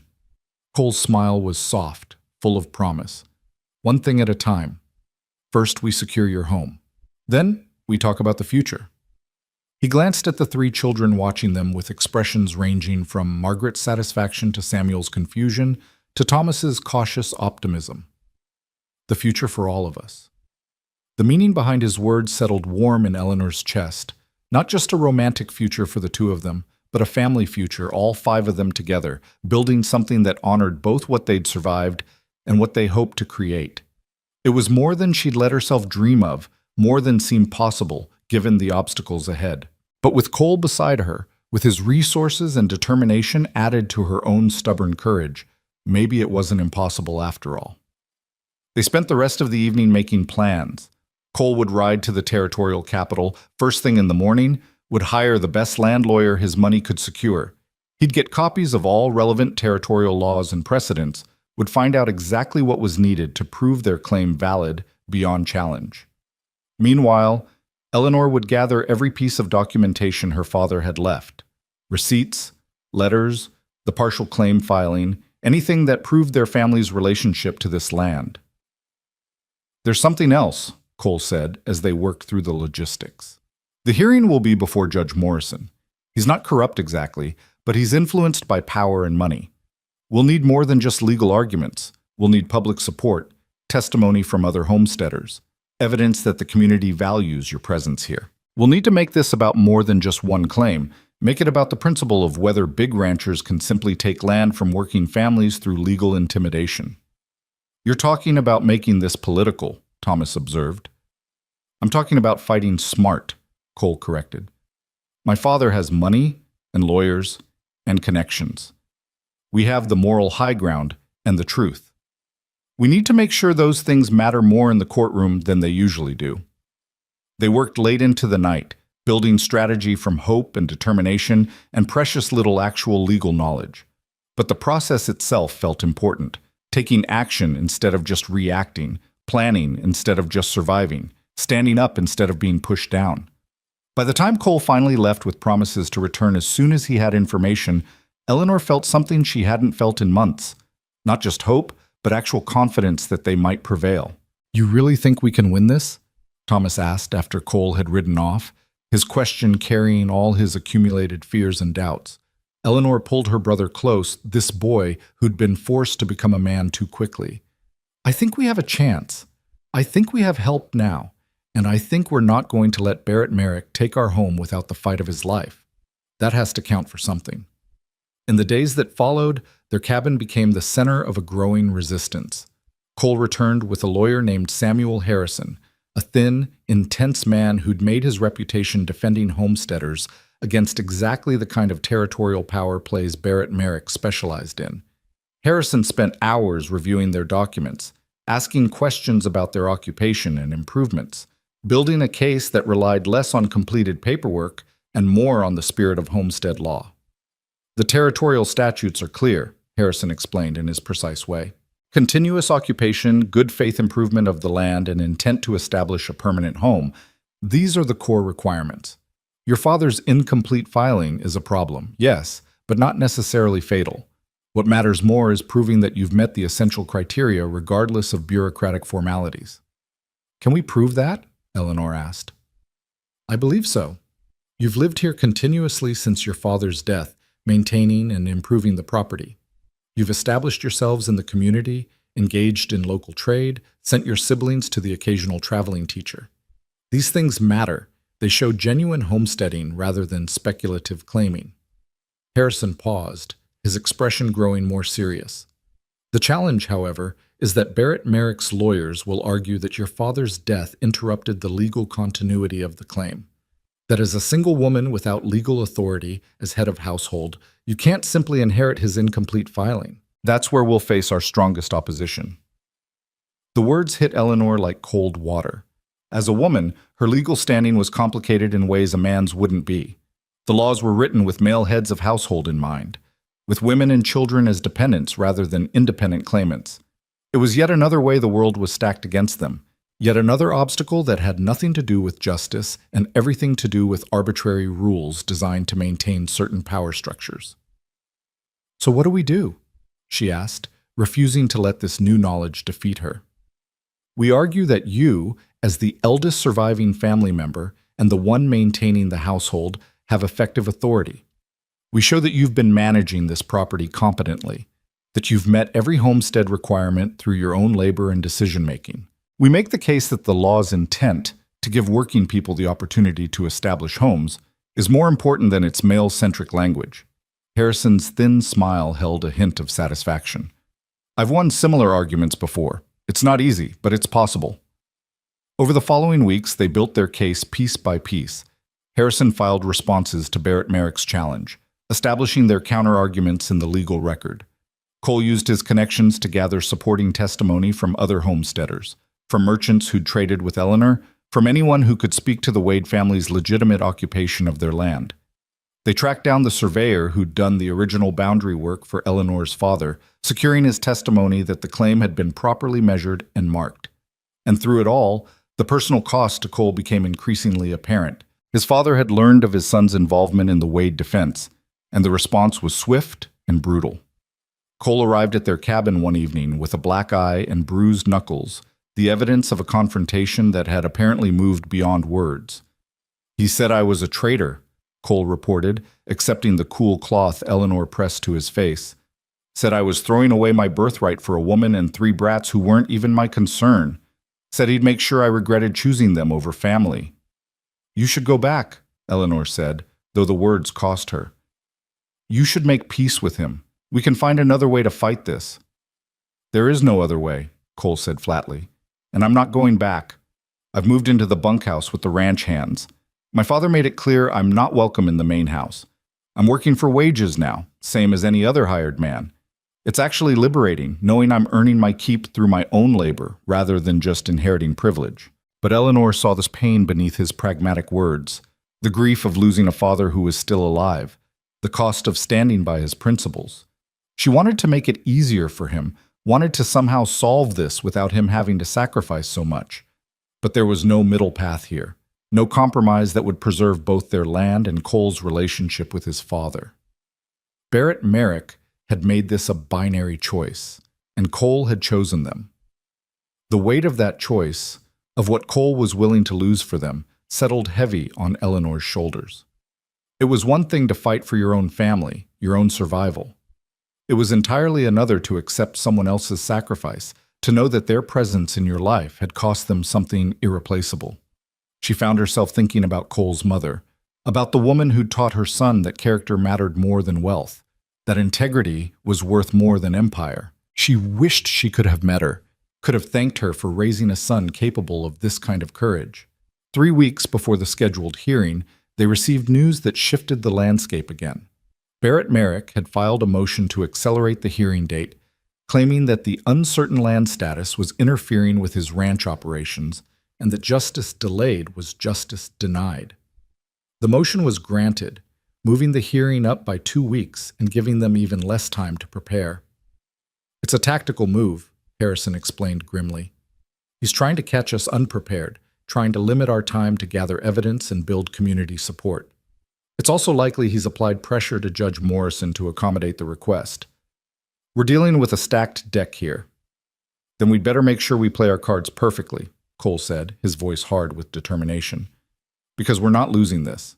We're not letting my father win just because he's rich and connected and willing to manipulate the system." They doubled their efforts, working 16-hour days to prepare. Eleanor practiced her testimony with Harrison, learning how to present her case clearly and compellingly. Thomas and Margaret were coached on what they might be asked if called to testify. Every document was reviewed, every witness statement refined, every possible question anticipated and prepared for. And through it all, Eleanor felt the growing certainty that this hearing would determine more than just land ownership. It would determine what kind of territory Montana would become, whether it would be a place where working people could build homes and establish themselves, or whether it would be controlled by a few wealthy men who saw land as nothing more than property to accumulate. Their small claim had become symbolic of a larger struggle, and the outcome would ripple far beyond their single homestead. The night before they were scheduled to leave for the territorial seat where the hearing would take place, Eleanor stood outside the cabin looking at the land that had become home. The stars wheeled overhead in their ancient patterns, indifferent to human concerns about ownership and justice. The creek that ran through their property sang its winter song, unchanged by legal challenges and power struggles. The land itself didn't care who claimed it, who fought over it, who won or lost in courtrooms far away. But Eleanor cared. She cared with an intensity that surprised her, a fierce possessiveness that went beyond mere survival. This land represented freedom, possibility, the chance to build something real. It was where her parents were buried, where her siblings had grown, where she'd learned who she could be when pushed to her limits. It was home in the deepest sense, and no amount of money or legal maneuvering could make her willingly surrender it. Cole found her there, joining her in the cold darkness. They stood together in comfortable silence, shoulders touching, drawing strength from proximity. "Tomorrow, we start fighting for real," he said quietly. "Tomorrow we finish what we started," Eleanor corrected. "We've been fighting since the moment your father filed that challenge. Tomorrow we just make it official." "Are you scared?" "Terrified," Eleanor admitted. "But I'm also angry and determined and absolutely certain we're on the right side of this fight. That has to count for something." Cole pulled her close, and Eleanor let herself lean into his strength one more time before the battle began. Tomorrow, they would face Barrett Merrick's wealth and power and legal maneuvering. They would stand before a judge who might or might not care about justice over connections. They would fight for something that should never have needed fighting for, the right to keep the home they'd built through sacrifice and stubbornness and love. But tonight, for a few more hours, they could stand together in the darkness, drawing courage from each other, believing that morning would bring not just another challenge, but the beginning of victory. The stars watched overhead and the land waited beneath their feet, and Eleanor Wade prepared to fight for both with everything she possessed. The territorial capital emerged from the plains like a promise or a threat, depending on perspective. Buildings of rough-hewn lumber and occasional brick stood against the enormous sky, declaring human ambition in a landscape that dwarfed such pretensions. Eleanor sat in the wagon beside Cole, her siblings huddled behind them, wrapped in blankets against the February cold, and tried to control the fear that had been building with each mile of the 2-day journey. She'd left her cabin only a handful of times since her parents died, and never for anything as consequential as this. The capital felt foreign and intimidating, full of people who moved with purpose and certainty, who belonged in ways she feared she never would. But she straightened her spine and lifted her chin, refusing to let her anxiety show. Her siblings were watching, and they needed to see strength, not doubt.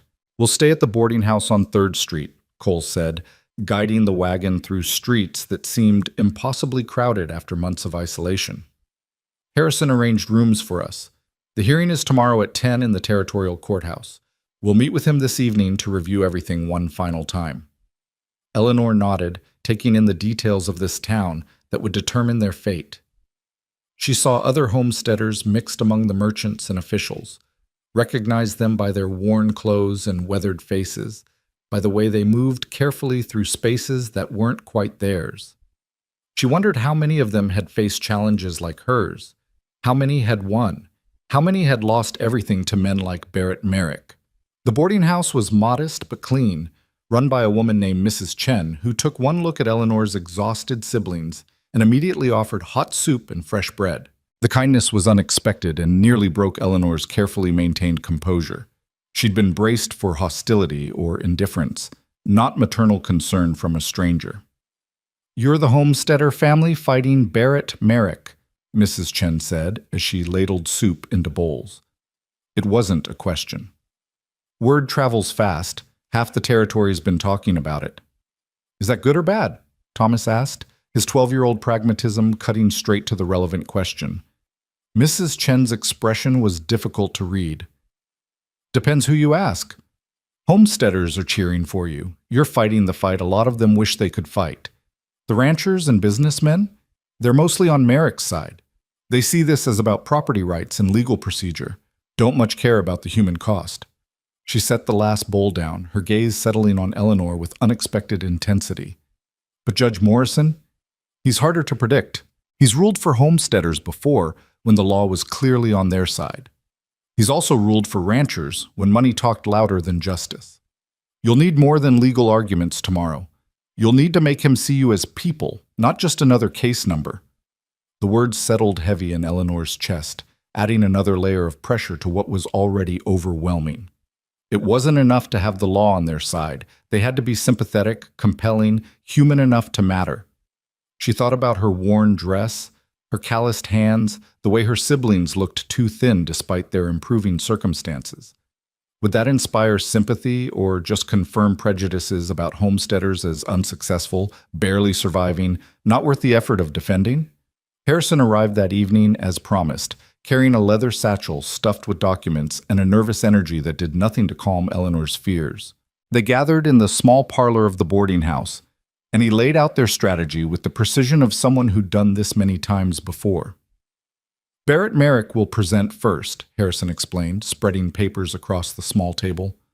"His lawyers will argue that your father's claim was never properly completed, that his death severed any legal continuity, and that as a single woman without a male head of household, you lack the standing to inherit or maintain the claim. They'll present this as a simple matter of following proper procedure. No malice, just legal necessity." "But that's not what this is really about," Cole interjected, his voice tight with controlled anger. "This is about my father wanting land he sees as strategically valuable. The legal arguments are just the tool he's using." "Of course," Harrison agreed, "but we can't argue motive in court. We can only argue law and fact. So here's our counter strategy. We acknowledge that the original filing was incomplete, but we argue that the essential requirements of homestead law have been met. Continuous occupation, good faith improvements, community integration, the intent to establish a permanent home. We present Eleanor not as someone trying to inherit a claim, but as someone who has actively maintained and improved the property in her own right, making her the de facto claimant regardless of the paperwork history." Will that work? Margaret asked, her young voice cutting through the legal jargon to the question that mattered. Harrison's pause was too long, too calculated. It should work. The law supports it. The precedents lean our way. But he glanced at Cole, some unspoken communication passing between them. Judge Morrison is susceptible to influence. We need to be prepared for the possibility that legal merit won't be enough. You're saying he might rule against us even if we're right, Thomas said flatly. I'm saying we need to make it as difficult as possible for him to do that. We need witnesses, community support, evidence that makes the injustice of ruling against you absolutely clear. We need to make this about more than just one homestead, make it about what kind of territory Montana wants to be. Harrison's intensity increased, his thin frame practically vibrating with conviction. Tomorrow, when you testify, Eleanor, you're not just defending your claim. You're defending every homesteader who's ever tried to build something against the odds. Make Judge Morrison understand that. Make everyone in that courtroom understand that. The weight of it pressed down on Eleanor like physical force. She was 22 years old, exhausted from months of struggle, terrified of losing everything. And now she was supposed to be a symbol, a representative, someone whose words would matter beyond her own small family's fate. It felt like too much, like more than she could possibly carry. But then she felt Cole's hand find hers under the table, steady and warm. She looked at her siblings, Margaret trying so hard to be brave, Thomas pretending he wasn't scared, Samuel barely understanding but trusting absolutely in his big sister's ability to fix things. They were counting on her, not to be perfect, not to be some grand symbol, but just to stand up and tell the truth about what they'd survived and built and why it mattered. That, at least, she could do. They reviewed testimony late into the night, Harrison coaching her on how to answer questions clearly and directly, how to avoid legal traps that Merrick's lawyers would set, how to present herself as competent without seeming threatening to men who might resent a woman's independence. It was exhausting and humiliating in equal measure, this careful performance required to have her basic rights acknowledged. But Eleanor forced herself to learn it, to practice it, to become whoever she needed to be to win this fight. When Harrison finally left and the children were settled in bed, Eleanor stood at the window of their small room and looked out at the territorial capital's scattered lights. Somewhere in this town, Barrett Merrick was also preparing for tomorrow. He was probably confident, secure in his wealth and connections, certain that the system would work in his favor, as it always had. The thought made her angry, and she held on to that anger, let it burn away some of the fear. Better to face tomorrow furious than terrified. Cole found her there, as he always seemed to find her in moments when she needed not to be alone. He didn't say anything, just stood beside her in the darkness, his presence a comfort she'd stopped questioning. What if we lose? The question escaped before Eleanor could stop it, the fear she'd been suppressing finally breaking through. What if Morrison rules for your father and we lose everything? Where do we go? What do we do? We don't lose, Cole said with quiet certainty. You can't know that. Harrison basically admitted the judge might rule against us regardless of the law. Then we appeal. We take it to territorial Supreme Court if we have to. We fight until there's nowhere left to fight. Cole turned to face her, his hands settling on her shoulders. Eleanor, listen to me. I meant what I said before. I choose you. I choose this family. That doesn't change based on tomorrow's outcome. If we lose the homestead, we'll find other land. We'll start over somewhere else. It'll be harder, and it'll take time, but we'll do it together. I don't want other land, Eleanor said, her voice breaking slightly. I want our land. The land my father claimed, where my parents are buried, where we've fought so hard to stay. I want home, Cole. Not some substitute, not a fresh start somewhere else. I want the home we already have. I know, and we're going to fight like hell to keep it. He pulled her close, and Eleanor let herself lean into him, drawing strength from his solid presence. But I need you to hear this. Losing the land doesn't mean losing your home. Your home is your family, Thomas and Margaret and Samuel. Your home is the people you love and who love you back. The land matters, but it's not what defines you. You define it by choosing to fight for it. The words settled into Eleanor's chest, not quite comfort, but something close. Perspective, maybe, or the reminder that some things couldn't be taken regardless of court rulings. Her siblings, the family they'd maintained against impossible odds, The strength she'd discovered in herself through months of hardship, those were hers absolutely, untouchable by Barrett Merrick or any judge. "Thank you," she whispered, "for being here, for fighting with us, for making this feel less impossible." "Thank you for letting me," Cole replied, "for trusting me despite everything my father's done, for seeing me as separate from his sins." They stood together in the darkness, and Eleanor let herself imagine for a moment what could come after tomorrow. If they won, if the judge ruled in their favor and their land was confirmed absolutely as theirs, what then? Cole had mentioned a question he wanted to ask, a future he wanted to discuss. She thought she knew what that question would be, and the thought made her heart race with mingled hope and terror. The idea of building a life with him, of combining their families formally instead of just circumstantially, of having a partner in all the ways that mattered, it was everything she'd stopped letting herself want. But first, tomorrow. First, the fight that would determine whether any future was possible. Morning arrived too quickly, dragging Eleanor from restless sleep into cold reality. She dressed carefully in her best dress, which wasn't saying much, but at least it was clean and mended, and helped her siblings prepare. They would all attend the hearing, Harrison had decided. The judge needed to see the whole family, needed to understand exactly what was at stake. The territorial courthouse was an imposing building of red brick, designed to intimidate and impress in equal measure. Eleanor climbed its steps with her family around her and Cole beside her, feeling the weight of all the official proceedings that had happened here, all the lives shaped by decisions made within these walls. She thought of her parents, wondered what they would think of this moment, hoped they would be proud of how she'd fought for what they'd started. The courtroom was already filling when they entered.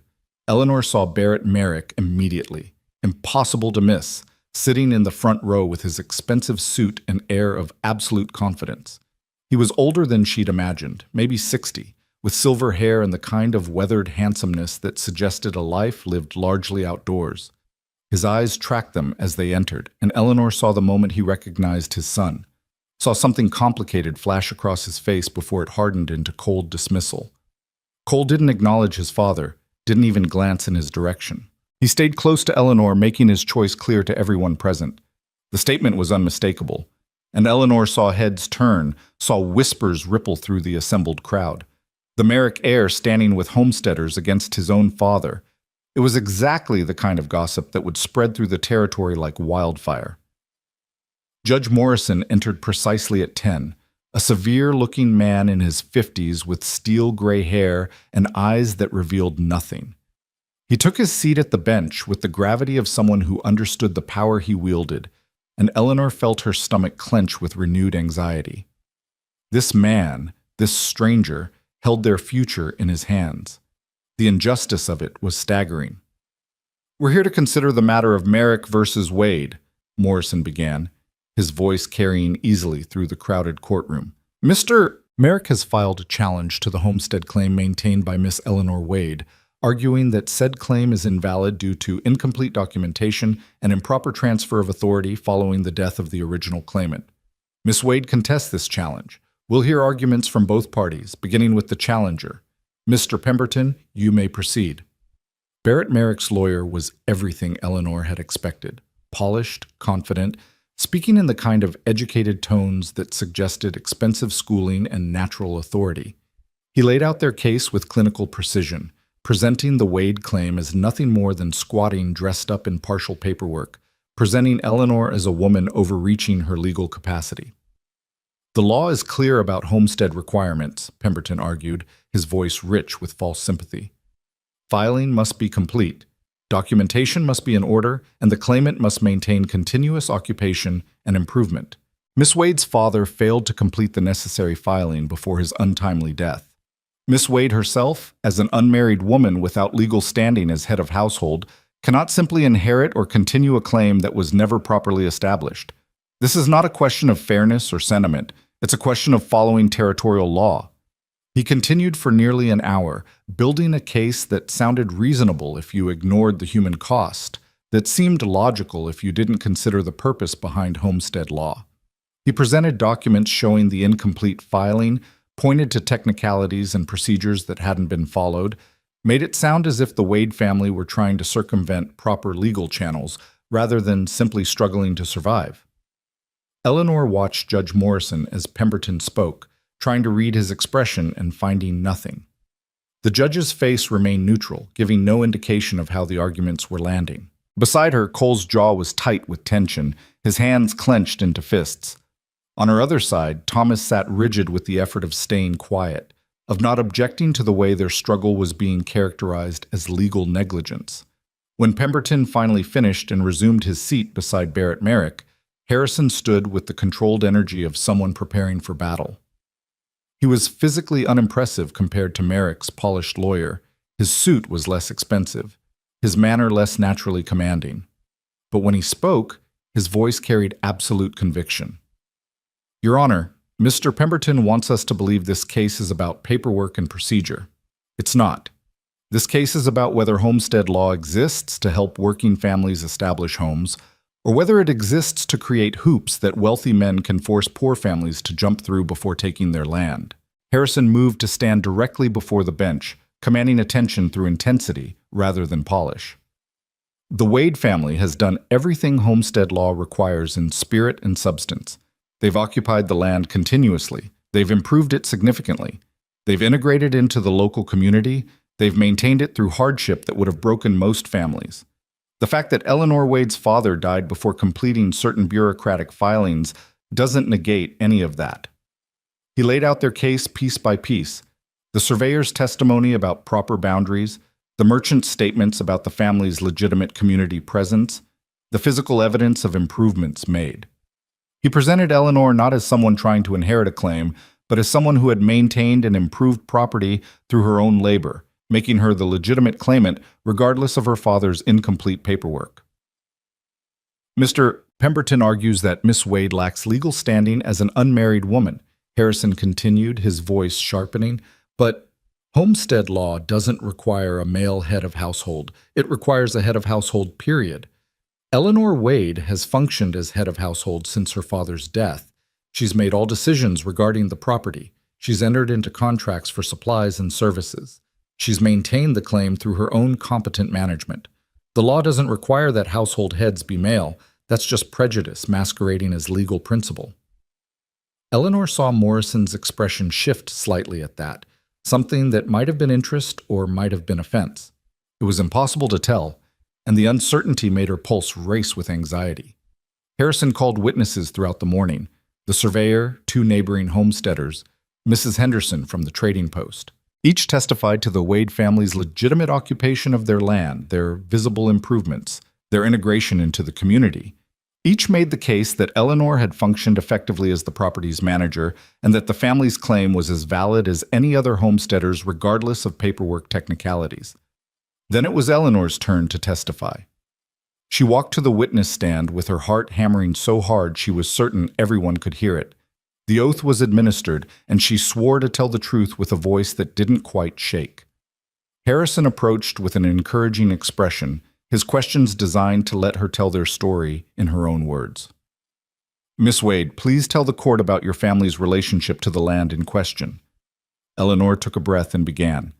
She told them about her father claiming the land in 1880, about building the cabin with his own hands, about her mother planting the first garden. She described her childhood there, the memories embedded in every corner of that property. She spoke about the influenza that took her parents, about the choice she'd made to keep her siblings together rather than surrendering them to orphanages or relatives who didn't want the burden. She described the work of maintaining the homestead alone, the hunting and planting and repairs, the teaching and protecting and struggling to survive. Why didn't you complete your father's filing after he died? Harrison asked. I didn't know how, Eleanor answered honestly. My father handled those things. I was focused on keeping us alive, keeping us together. By the time I realized the filing wasn't complete, I didn't have money for a lawyer or resources to travel to the territorial office. I thought, she paused, fighting the emotion that threatened to choke her voice. I thought living there, working the land, building a home, I thought that would be enough. I thought if we earned it through labor and love and sacrifice, that would matter more than paperwork. And has it been enough? Have you succeeded in building a home there? Yes. Eleanor's voice grew stronger, more certain. We've not only survived, We've thrived. The cabin is solid and warm. The garden produces enough to sustain us. My siblings are educated and healthy. We're part of the community. We've built something real from almost nothing. That's what homesteading is supposed to be about, giving families the chance to build something through their own effort, and that's exactly what we've done." Harrison smiled slightly, satisfaction flickering across his face. "Thank you, Miss Wade. Your witness, Mr. Pemberton."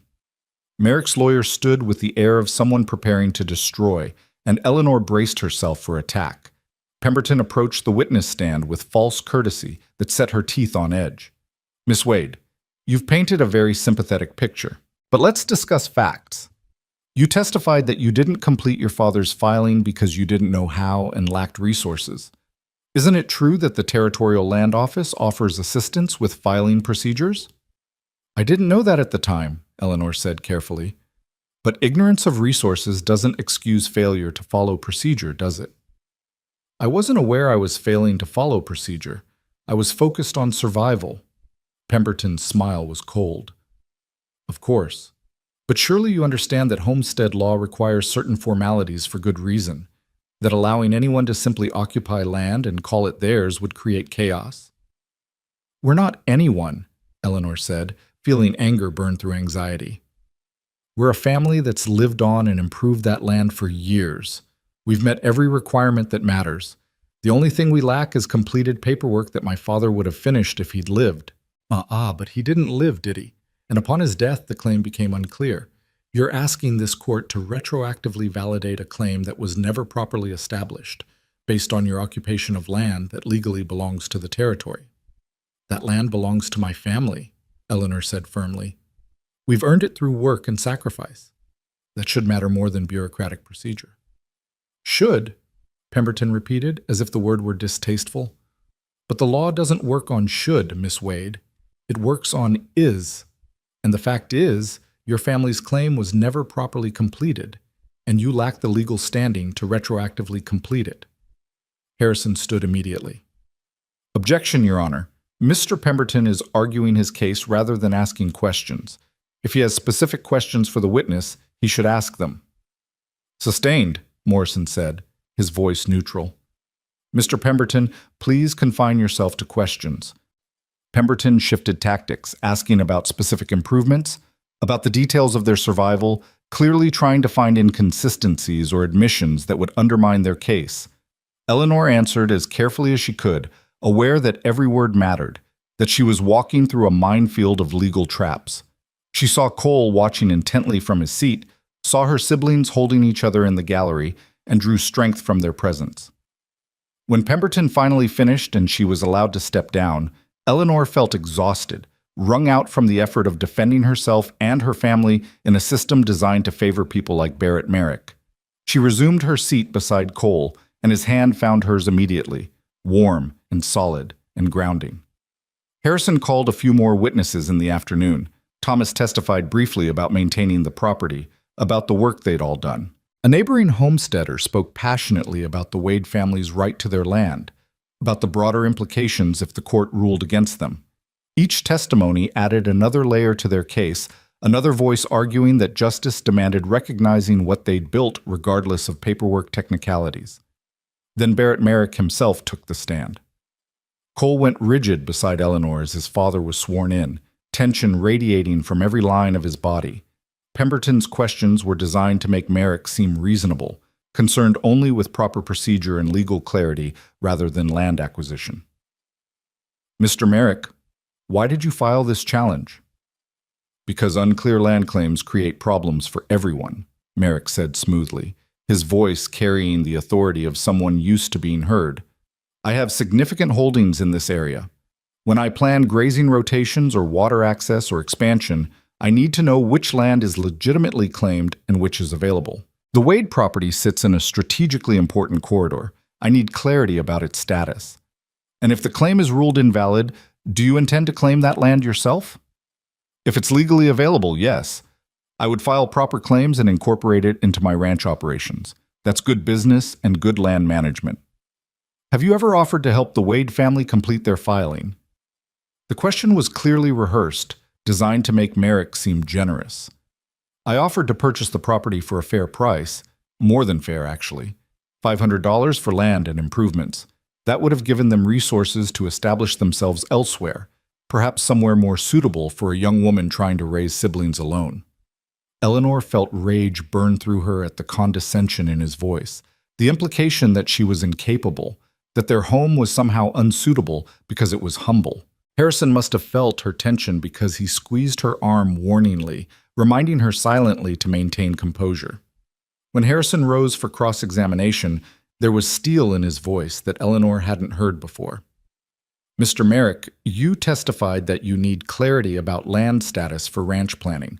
But isn't it true that you knew the Wade family was occupying that property when you filed this challenge? I knew someone was living there, yes. And you knew they'd been living there for years? That they'd built a cabin, established a garden, integrated into the community? I knew there was a structure. I didn't investigate the details of their occupation. You didn't investigate? Harrison's voice dripped skepticism. You're asking this court to believe that before filing a legal challenge that could destroy a family's home, you didn't bother to investigate whether their occupation was legitimate? I investigated the legal status of their claim. That's what matters. Does it? More than the human reality of what you'd be doing? Harrison moved closer to the witness stand, his intensity increasing. Mr. Merrick, how much land does your ranch currently encompass? Approximately 40,000 acres. 40,000 acres. And the Wade property is approximately 160 acres? Approximately. So you're seeking to add 160 acres, less than 0.5% of your current holdings, by displacing a family of 4 who have nowhere else to go. Does that seem proportionate to you? Pemberton stood quickly. Objection, Your Honor. The size of Mr. Merrick's holdings is irrelevant to the legal question of whether the Wade claim is valid. Harrison wheeled on the judge before Morrison could rule. It's entirely relevant, Your Honor.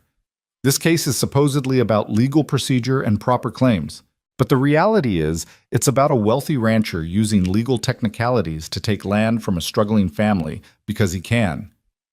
Mr. Merrick's extensive holdings demonstrate that this isn't about need, it's about power and accumulation. Morrison considered for a long moment, and Eleanor held her breath waiting for his ruling. Finally, I'll allow the question. Mr. Merrick, please answer. Merrick's face had gone cold, his composure cracking slightly.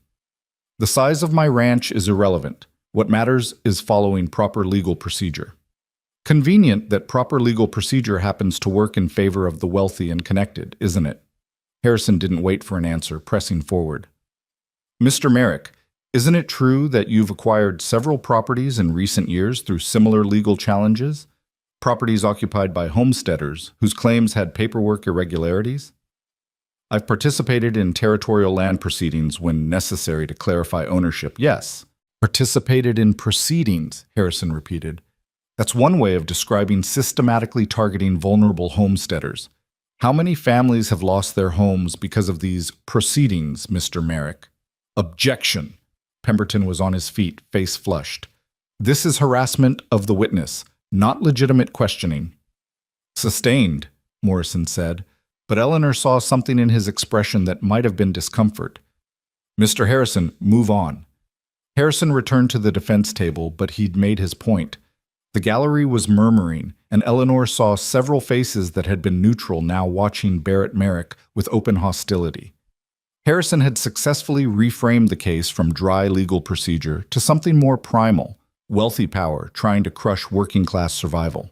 The afternoon stretched longer as final arguments were made, as Harrison and Pemberton battled over interpretations of law and precedent, as the case was reduced to competing narratives about what justice demanded. Eleanor listened with exhaustion replacing anxiety, too drained to maintain the heightened tension that had carried her through the day. Whatever happened now was beyond her control. She'd testified, had told their truth, had presented herself and her family as honestly as possible. The rest was up to Morrison. Judge Morrison finally called an end to testimony as the winter sun slanted low through the courtroom windows. I'll take this matter under advisement, he announced, his voice giving nothing away. Both parties will be notified of my decision within 3 days. Court is adjourned. The gavel fell with terrible finality, and suddenly it was over. No immediate verdict, no dramatic revelation, just Morrison disappearing into his chambers and the courtroom beginning to empty. Eleanor sat frozen, not quite able to process that months of anxiety had culminated in this anticlimactic ending. 3 more days of waiting, 3 more days of not knowing whether they'd lost everything. Cole pulled her gently to her feet, and she realized her siblings were there, pressing close, all of them looking to her for reassurance she didn't have to give. Harrison was gathering papers with mechanical efficiency, his expression revealing nothing about how he thought it had gone. "Did we win?" Samuel asked, his 7-year-old voice cutting through adult circumspection to the question that mattered. "We don't know yet, buddy," Cole said gently, lifting the boy into his arms.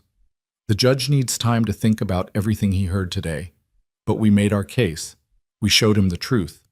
Now we wait and see if truth matters more than power." They filed out of the courtroom into cold evening air, and Eleanor saw Barrett Merrick standing on the courthouse steps with his lawyer, the 2 men deep in conversation. Merrick's eyes found Cole, and father and son stared at each other across the space that separated them. A distance measured in more than feet, measured in principles and choices, and the unbridgeable gap between 2 visions of what life should be. Barrett Merrick spoke first, his voice carrying clearly. "Son, you've made your position clear. When this is done, when the judge rules in my favor as he will, I want you to understand something. You've burned every bridge. You've chosen poverty and strangers over family and legacy. Don't come asking for forgiveness or reinstatement." Cole's response was quiet but firm, pitched to carry to his father but not broadcast to the gathered crowd. "I chose integrity over complicity. If that costs me your approval and my inheritance, then the price is worth paying. I'm not coming back, Father. Not to your ranch, not to your empire, not to the life you've mapped out. I'm building something different, something that doesn't require destroying other people to maintain." "Noble words from someone who's never had to actually struggle," Merrick said coldly. "Let's see how noble you feel when reality sets in and you realize you've thrown away security for people who'll never be able to give you the life you're accustomed to." "The life I'm accustomed to is empty," Cole replied. "I'd rather struggle with people I respect than prosper through exploitation." Mother understood that. "I wish you still could." He turned away before his father could respond, guiding Eleanor and her siblings toward the wagon. But Eleanor looked back and saw Barrett Merrick's expression, and beneath the anger and coldness, she glimpsed something that might have been pain, the complicated grief of a father losing a son not to death but to differing principles. They returned to the boarding house in heavy silence, exhaustion settling over all of them like a blanket. Mrs. Chen had supper waiting, her kindness continuing to surprise Eleanor, and they ate mechanically, too drained for conversation. Harrison joined them briefly to say he thought the case had gone as well as could be expected given the circumstances, but his careful optimism did little to ease Eleanor's anxiety. That night, lying in the small room with her sleeping siblings around her, Eleanor tried to imagine what came next. If Morrison ruled for them, they'd return home victorious, the land secured absolutely, able to finally relax the constant vigilance that had defined their existence. If he ruled against them, they'd have to pack up everything they owned, leave the cabin her father built, surrender the land they'd fought so desperately to keep. Even if Cole's promise to start over somewhere else was genuine, the thought of leaving felt like dying, like losing not just a place, but an essential part of herself. 3 days, 72 hours between now and knowing. Eleanor didn't think she'd survive the wait, but of course she would because she had to, because her siblings were depending on her strength, even when she had none left. She'd survived her parents' deaths and months of desperate poverty and the fear of losing everything to Barrett Merrick's legal maneuvering. She could survive 3 more days. She had to. The 3 days of waiting stretched like years, each hour dragging with the weight of uncertainty.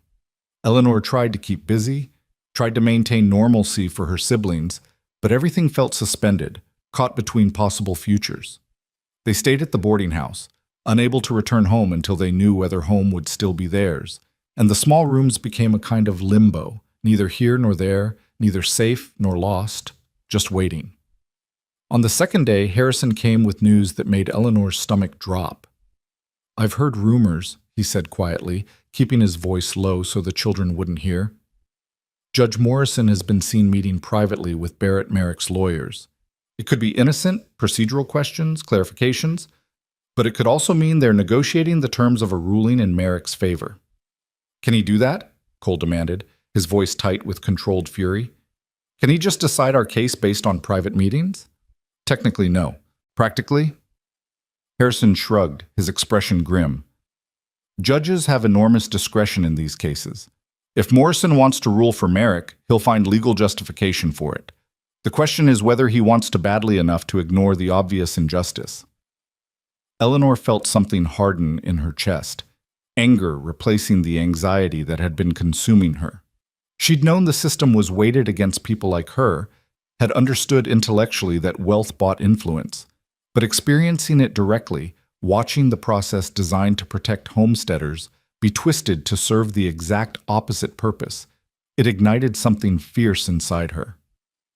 Then we make sure everyone knows, she said, her voice steady despite the rage burning through her. If Morrison rules against us, we make sure the whole territory understands it was politics and money, not justice. We make him pay the price of public opinion, even if we can't win in his courtroom. Cole looked at her with something like pride. What are you thinking? I'm thinking there are newspapers here, reporters who'd be interested in the story of a wealthy rancher using legal manipulation to steal land from orphaned children. I'm thinking public pressure might be the only leverage we have left. Eleanor's mind was racing now, strategy forming from desperation. Harrison, can you arrange for me to speak with journalists? Today, before the ruling comes? Harrison's thin smile held approval. I can do better than that. There's a reporter from the Territorial Gazette who's been following the case.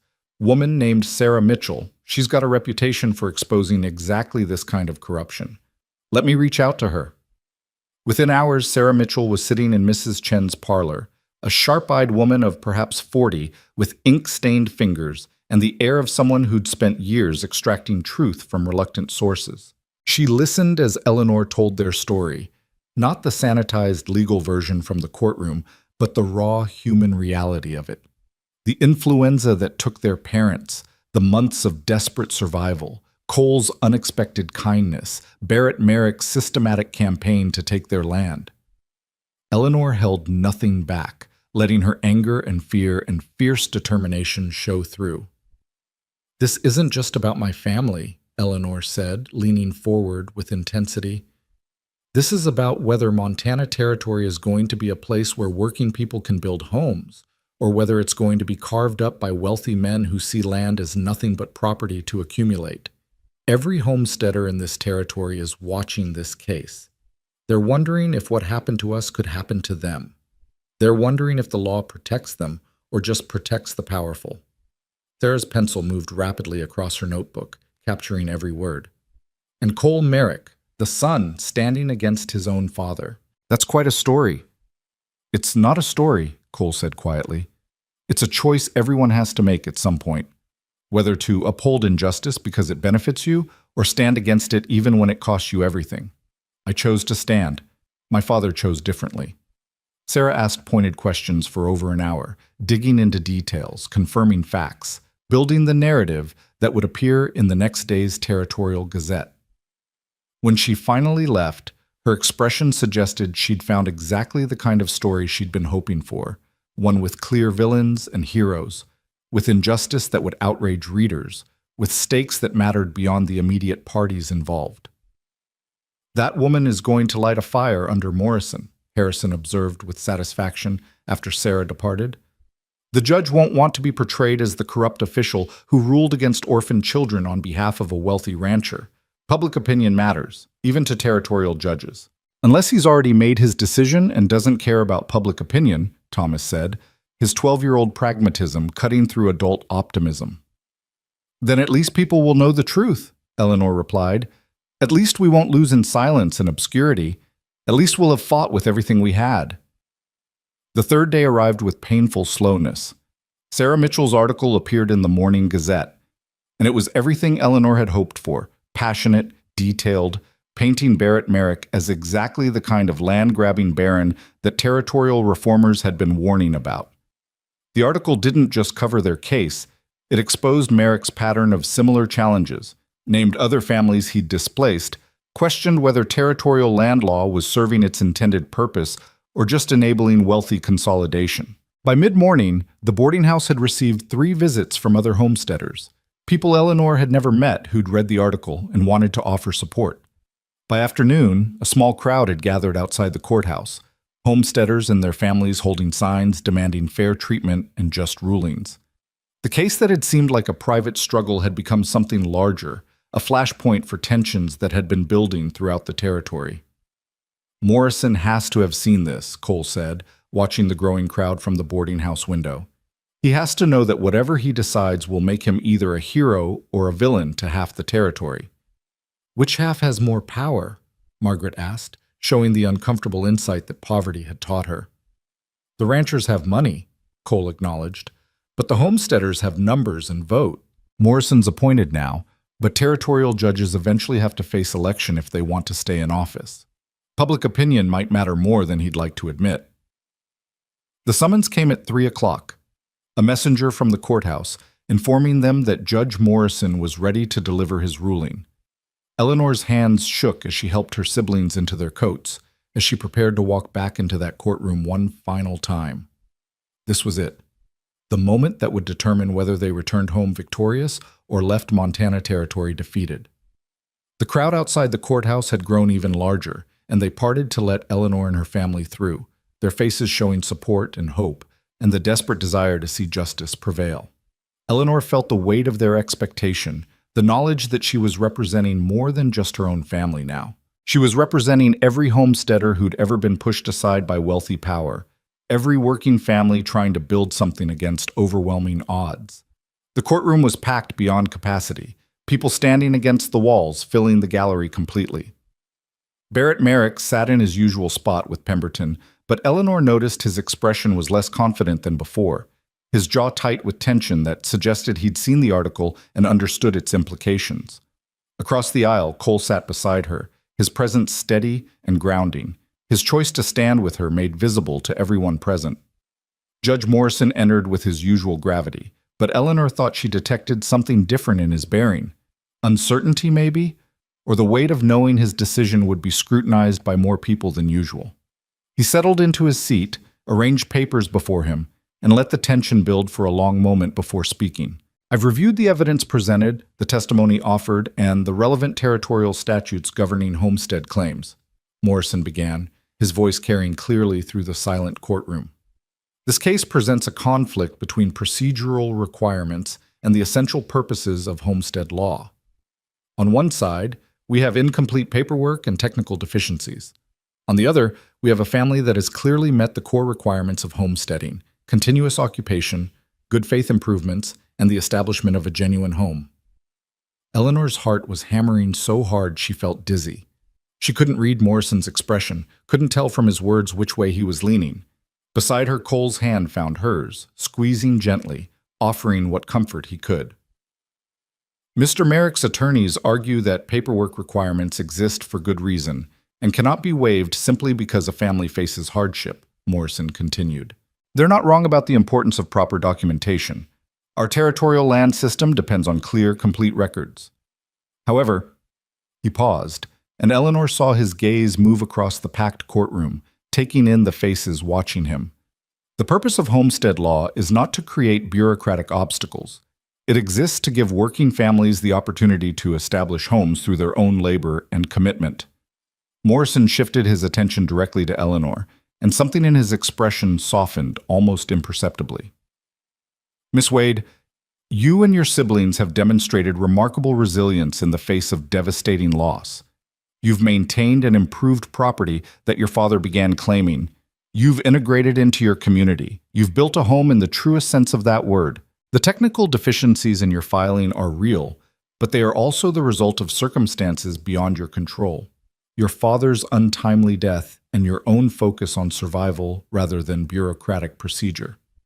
Eleanor couldn't breathe, couldn't move, caught between hope and terror, as Morrison's words seemed to point in one direction but hadn't yet reached a conclusion. After careful consideration of the law and the facts, I find that the Wade family's claim, while imperfect in its documentation, meets the essential requirements of homestead law.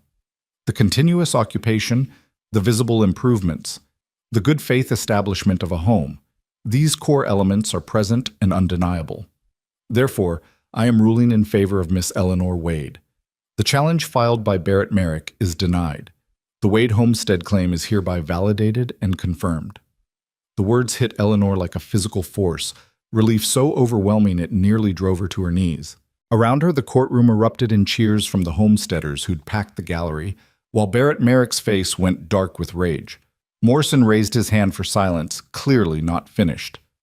Furthermore, the judge continued, once quiet had been restored, I am ordering that Miss Wade be given 60 days to complete any remaining filing requirements, with all fees waived given the family's financial circumstances and the extraordinary hardships they've faced.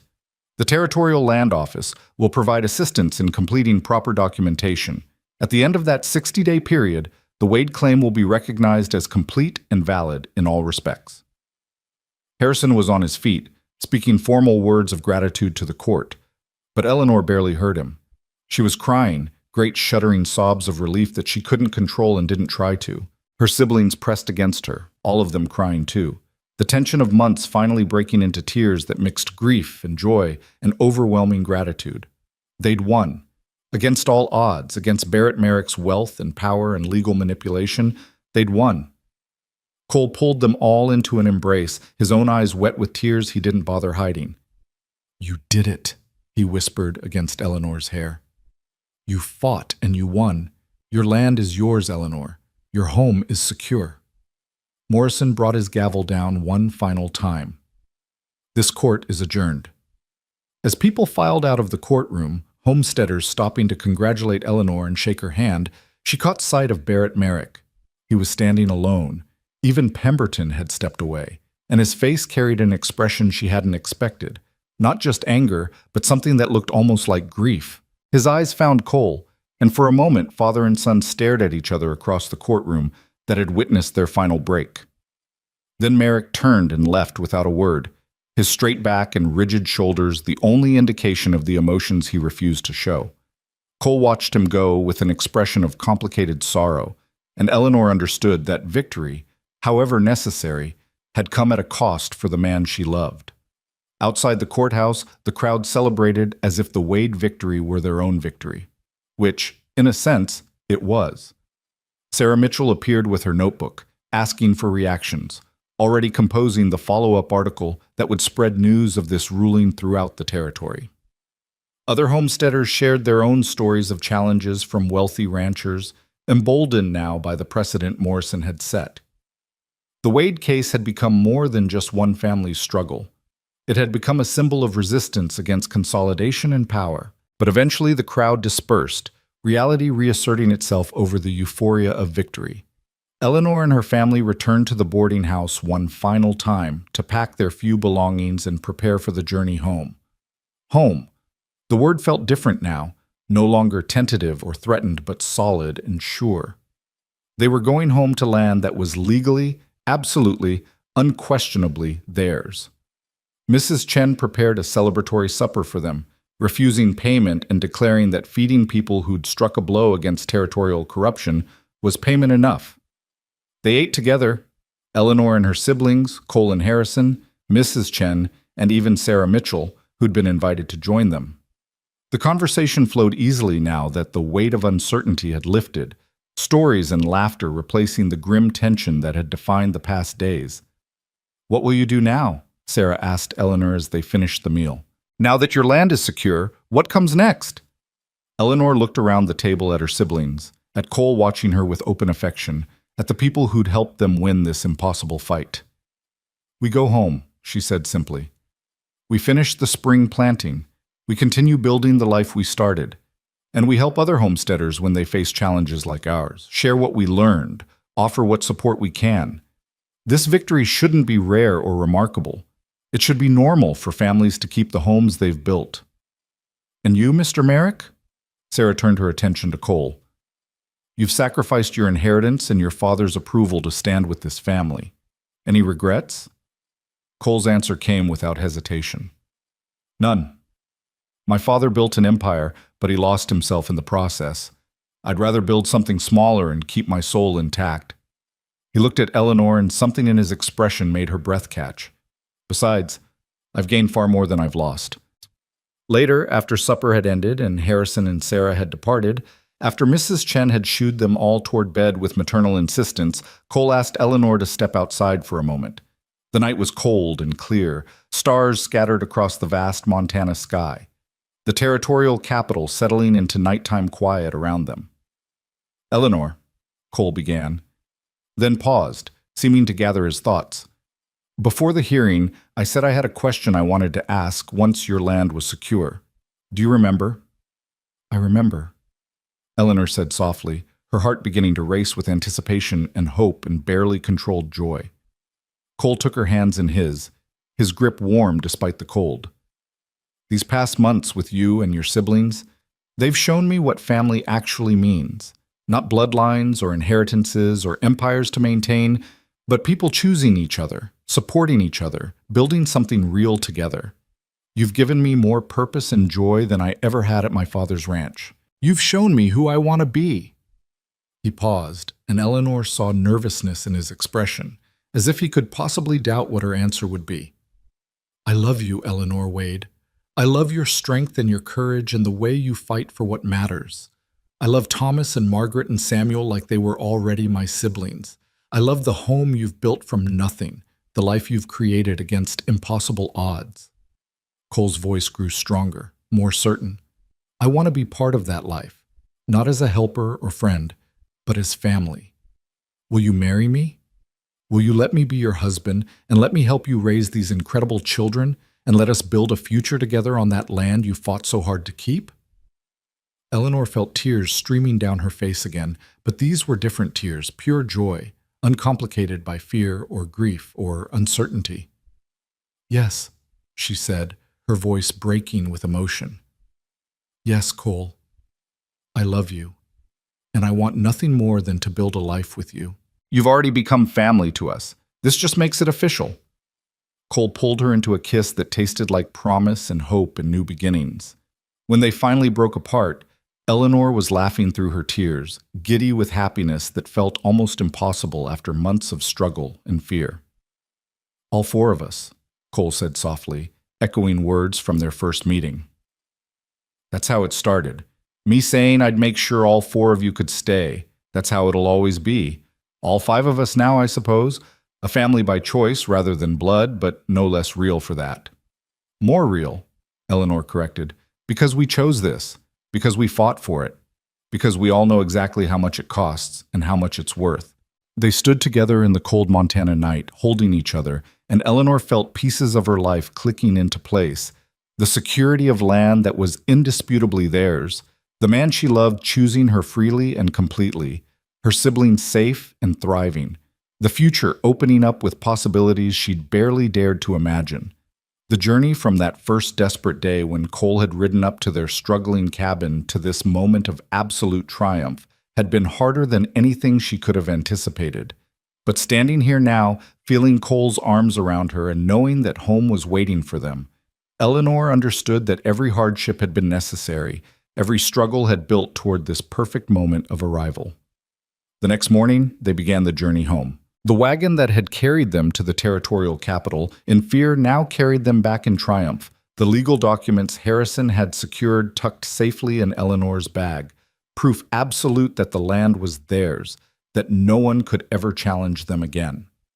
The winter landscape looked different somehow, less harsh and more beautiful, as if victory had transformed even the Montana terrain itself. They reached the cabin as the sun set on the second day of travel, and Eleanor felt her throat tighten with emotion at the sight of it. The structure that had seemed so fragile and threatened now stood solid and permanent, no longer just shelter, but truly home. Cole had improved it so much over the winter months. The roof was sound, the walls were tight, the barn was sturdy. It looked like a place where a family could thrive, not just survive. Thomas and Margaret ran ahead, eager to check on their cow and the chickens they'd left with a neighbor, their voices bright with joy at being back. Samuel clung to Eleanor's hand, his small face beaming with the relief of return. This was familiar. This was theirs. This was home.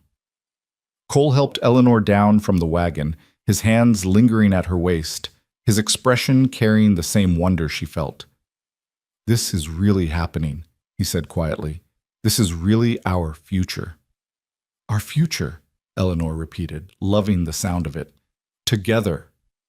They spent the evening settling back in, lighting fires against the cold, checking that everything had survived their absence. The cabin that had seemed small when it housed 4 now felt cozy rather than cramped with 5, space made sufficient by love and shared purpose. They made supper together, falling into easy domestic rhythms that suggested how well they'd work as a partnership. Margaret told stories that made everyone laugh. Thomas demonstrated his improving skills at various tasks. Samuel chattered about everything and nothing with the unself-conscious joy of a child who felt absolutely secure. Later, after the children were in bed, Eleanor and Cole sat together by the fire, planning the future that now felt genuinely possible. They'd marry in the spring, Cole said, when the weather improved and they could invite the neighbors and homesteaders who'd supported them. They'd expand the cabin slightly to accommodate 5 people more comfortably. They'd increase the garden, maybe acquire another cow, build slowly and carefully toward prosperity rather than just survival. "What about your father?" Eleanor asked quietly. "Will he ever forgive you for choosing us over his empire?" Cole was silent for a long moment, staring into the fire. "I don't know. Part of me hopes he will, hopes that losing me might make him reconsider what actually matters. But I can't control that, and I can't let his approval determine my choices. I made my decision, and I'd make it again without hesitation." He turned to look at her directly. "I don't regret losing an inheritance. I regret that my father became someone who valued empire over integrity. But that's his burden to carry, not mine." Eleanor leaned against his shoulder, drawing comfort from his solid presence. "I wish your mother could see you now, see the man you've become. I think she'd be proud." "I think she'd be glad I finally understood what she was trying to teach me," Cole agreed. "That character isn't inherited, it's chosen. That family isn't about blood, it's about commitment. That building something worth having sometimes means walking away from what you're offered." His arm tightened around Eleanor. "She would have loved you, I think, recognized in you the same fierce determination she had. You're more alike than you know, both of you willing to fight for what matters, regardless of the cost." They sat together in companionable silence, watching the fire burn down to embers, and Eleanor felt a peace she hadn't known since before her parents died. The fear that had been her constant companion for so long had finally released its grip. They were safe. They were home. They were together. Everything else, the work of farming, the challenges of expanding their homestead, the daily struggles of frontier life, would come, but she'd face it all with Cole beside her and her siblings thriving around them. Spring arrived gradually, winter reluctant to fully release its grip on Montana territory. But eventually warmth returned. Snow melted to reveal muddy earth ready for planting, and the world turned green with new growth. Eleanor and Cole were married on a brilliant April morning, standing before the cabin with half the homesteaders in the territory gathered to witness. They had no expensive ceremony, no elaborate preparations, just 2 people making promises to each other while surrounded by family and community. Thomas stood beside Cole as his best man, solemn with the responsibility and pride. Margaret was Eleanor's attendant, practically glowing with satisfaction at seeing her predictions come true. Samuel scattered wildflower petals with enthusiastic abandon. Harrison attended as honored guest, having become a friend as much as their lawyer. Even Sarah Mitchell came, documenting the event for the Territorial Gazette with an article that framed it as the perfect ending to the story she'd been following. The promises Eleanor and Cole made to each other were simple but profound. To stand together through hardship and joy. To build a home worth having, to raise their children, biological or chosen, with love and integrity. To remember always that some things were worth fighting for, worth sacrificing for, worth choosing deliberately even when easier paths beckoned. They exchanged simple bands that Cole had commissioned from a traveling metalsmith, metal hammered smooth and inscribed with their initials and the date. When the circuit minister pronounced them married, the gathered homesteaders erupted in cheers. Mrs. Henderson from the trading post produced a fiddle and began playing, and soon the front yard was filled with dancing and laughter and celebration. Food appeared as neighbors shared what they had: precious sugar cookies, smoked meat, preserved fruits carefully rationed from winter stores. It was a community celebration as much as a personal one, these families who'd supported the Wades throughout their struggle now rejoicing in their triumph. Eleanor danced with Cole, with Thomas, with Samuel, with neighbors she barely knew but who'd stood with them when it mattered. She watched her siblings laughing and playing with other children, looking healthier and happier than they had in months. She saw the life they'd fought so hard to build finally taking shape, becoming real, solid, permanent.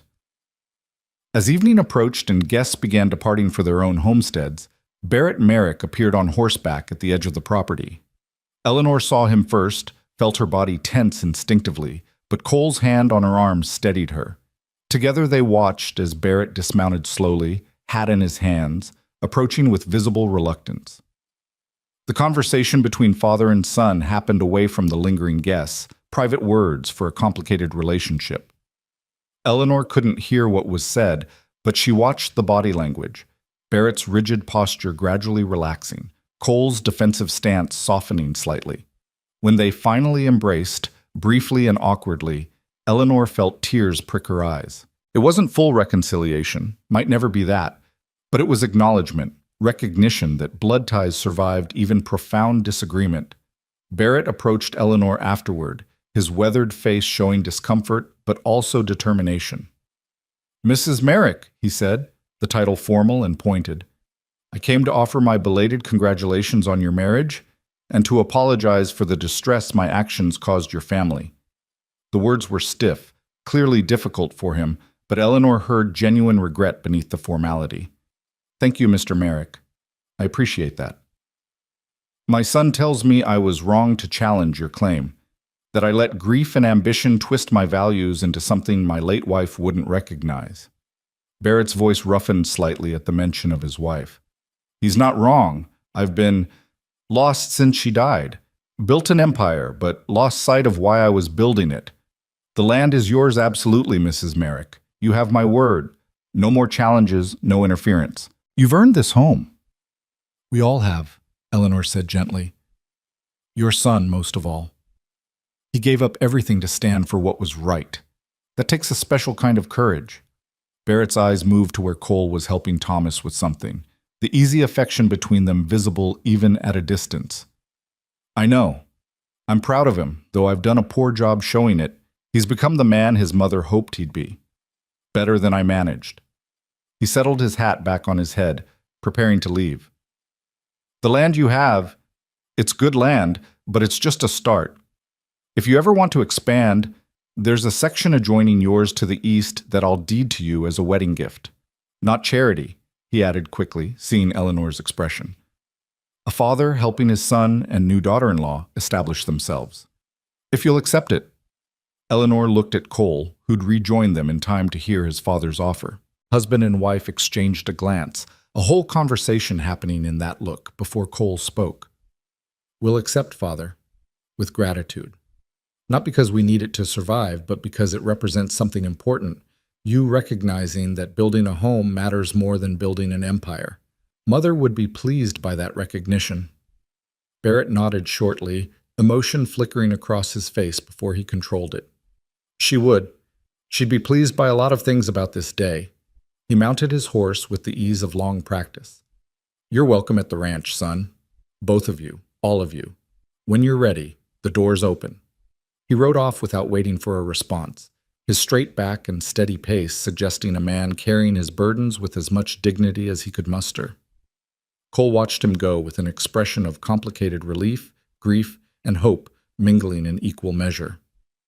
"He's trying," Eleanor said softly. "That's more than I expected." "It's more than he's done in years," Cole agreed. "Maybe losing me, almost losing me permanently, reminded him what actually matters. Or maybe he's just tired of being alone in that big house, surrounded by wealth but empty of the things that make life worth living." He turned to Eleanor, pulling her close. "Either way, we'll give him time. Let him prove through actions that he means what he said. Family isn't automatic. It's earned through choices and commitment." The last of the guests departed as night fell, leaving just the five of them, Eleanor and Cole, Thomas and Margaret and Samuel. They gathered in the cabin that now legally belonged to all of them, lit lamps against the darkness, and shared a final meal of their wedding day. The children were exhausted from excitement, barely able to keep their eyes open. Cole carried Samuel to bed, then came back to help Eleanor clean up the remains of the celebration. "This is really our life now," Eleanor said, marveling at the transformation from that first desperate winter. "Married, secure, building something real. Sometimes I have to remind myself it's not a dream I'll wake up from." "If it's a dream, we're both having it," Cole replied, his arms coming around her from behind as she worked at the wash basin. "And I never want to wake up. This, you, the children, this home we're building, it's everything I ever wanted without knowing I wanted it." Eleanor turned in his arms, looking up at the man who'd ridden into their lives 7 months ago and changed everything. "All four of you, get in," she quoted softly, remembering those first words. "That's what you said that first day. You were here to make sure we could stay." "And here we are," Cole said, his voice warm with satisfaction. "All five of us now, staying, thriving, building something that'll last." He kissed her gently, a promise and a celebration in one gesture. "Your father started this legacy when he claimed this land. Your mother built on it. You fought for it and kept it alive. Now we get to continue it together, not just surviving, but genuinely living, creating the kind of home worth passing down to future generations." Future generations. The phrase carried weight and promise, the suggestion of children who'd grow up secure and loved, who'd inherit not just land but the values that had preserved it. Eleanor let herself imagine that future, Cole's children and hers, siblings to Thomas and Margaret and Samuel, a family growing and thriving on this Montana homestead.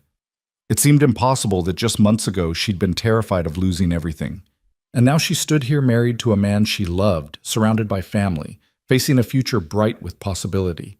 Margaret appeared in the bedroom doorway, rubbing her eyes sleepily. "Eleanor, are you happy?" Eleanor crossed to her sister, pulling her into a warm embrace. "Yes, honey. I'm very happy. Are you?" "Yes. I like having Cole as part of our family. I like that we don't have to be scared anymore. I like that Thomas smiles more now, and Samuel laughs all the time, and you don't look so tired and worried." Margaret yawned hugely. "I like that we're home, and it's really, truly ours forever." "Forever," Eleanor confirmed, her voice thick with emotion. "This is ours, and no one can ever take it from us. You're safe here, Margaret. We all are." She tucked her sister back into bed, then stood in the doorway watching all three children sleep. Thomas sprawled across more than his share of the bed, Margaret curled into a neat ball, Samuel clutching the carved wooden horse Cole had given him months ago. They looked peaceful, secure in ways they hadn't since before their parents died. Whatever struggles lay ahead, whatever challenges Montana Territory would throw at them, these children would face them from a foundation of safety and love. Cole appeared beside her, his arms settling around her waist as they watched the sleeping children together. "They're good kids. We're lucky to have them." "We're lucky to have each other," Eleanor corrected. "All of us. This family we've built from loss and struggle and stubborn hope. That's the real victory. Not just keeping the land, but creating something worth keeping it for." They returned to the main room, banked the fire for the night, prepared for sleep in the cabin that now held a married couple and their children. As Eleanor lay in Cole's arms in the bed they'd share from this night forward, she thought about the journey that had brought them here. The grief and fear and desperate survival, yes, but also the unexpected kindness, the growing love, the discovery that sometimes family found you when you needed it most. Months turned to seasons, seasons to years. The homestead flourished under Eleanor and Cole's combined labor, expanding gradually as they incorporated the additional land Barrett had deeded to them. Thomas grew into a young man of character and competence, eventually claiming his own section of land adjacent to theirs. Margaret's fierce spirit and sharp mind served her well. She became a teacher, educating homesteader children throughout the territory. Samuel grew up secure and happy, never doubting his place in the world or his family's love. Barrett Merrick never fully recaptured the warmth he'd possessed before his wife's death, But he built a careful relationship with his son and daughter-in-law, with the grandchildren who eventually came. He learned slowly to value people over property, to see his workers as individuals rather than resources. The change was incomplete and imperfect, but it was real. When he died 15 years after Cole's wedding, he left his ranch not to empire builders, but to the men who'd worked it faithfully, dividing his holdings among longtime employees with the same care he'd once used only for accumulation. The Wade Merrick homestead became known throughout Montana Territory as an example of what was possible when courage met opportunity, when integrity refused to bend to power. Eleanor and Cole's story spread beyond their immediate community, inspiring other homesteaders to stand firm against challenges, giving hope to families struggling to establish themselves. Sarah Mitchell's articles about the case were republished repeatedly, referenced in territorial debates about land law reform, cited as evidence that the system could work for ordinary people when those people refused to surrender. But for Eleanor, the larger meaning was always secondary to the immediate reality of the life they'd built. She measured success not in acres or influence, but in family meals shared around the table her father had built, in children growing up confident and kind, in the way Cole still looked at her after years of marriage, as if she were the most important person in his world. The homestead thrived because they worked hard and supported each other, because they remembered always that land without love was just dirt, and buildings without family were just shelter. On their 10th wedding anniversary, Cole took Eleanor to the spot where they'd stood on their wedding night, looking out at the land that had nearly been taken from them. The cabin had been expanded twice now, transformed from desperate shelter into a proper home. The barn was large and sound, the garden abundant, the cattle herd growing steadily. Everything spoke of prosperity earned through labor and love. "Do you remember what you said that first day?" Eleanor asked, leaning against her husband's familiar strength. "When Samuel asked if you were here to make us leave?" "I said I was here to make sure you stayed," Cole recalled, his voice warm with memory. "And I meant it. Though I had no idea then how literally that would come to be true, how completely your family would become my family." "All four of you, get in," Eleanor quoted with a smile. "That's how it started. Your basic decency, your willingness to help without expecting anything in return. That changed everything." "You changed everything," Cole corrected. "Your courage, your refusal to surrender, your determination to keep your family together against impossible odds. That's what I saw that first day, a woman building something real from almost nothing. That's what I fell in love with. That's what I wanted to be part of." Eleanor turned to face him, this man who'd given up everything to stand with her family, who'd built a life with them that honored both struggle and triumph. "We built this together, all five of us, and someday our children will tell the story to their children, how we fought for this place, how we refused to let power take what love had created, how we proved that family isn't just blood, but choice and commitment." The Montana sky stretched enormous above them, stars beginning to emerge as twilight deepened. From the cabin behind them came sounds of their children, 3 biological babies added to the original 3 siblings, a family of 8 now, loud and chaotic and absolutely perfect. Margaret was visiting with her husband, Thomas, with his new bride, Samuel, proudly showing off the horse he'd trained himself. The homestead that had nearly been lost now thrived with the next generation preparing to carry it forward.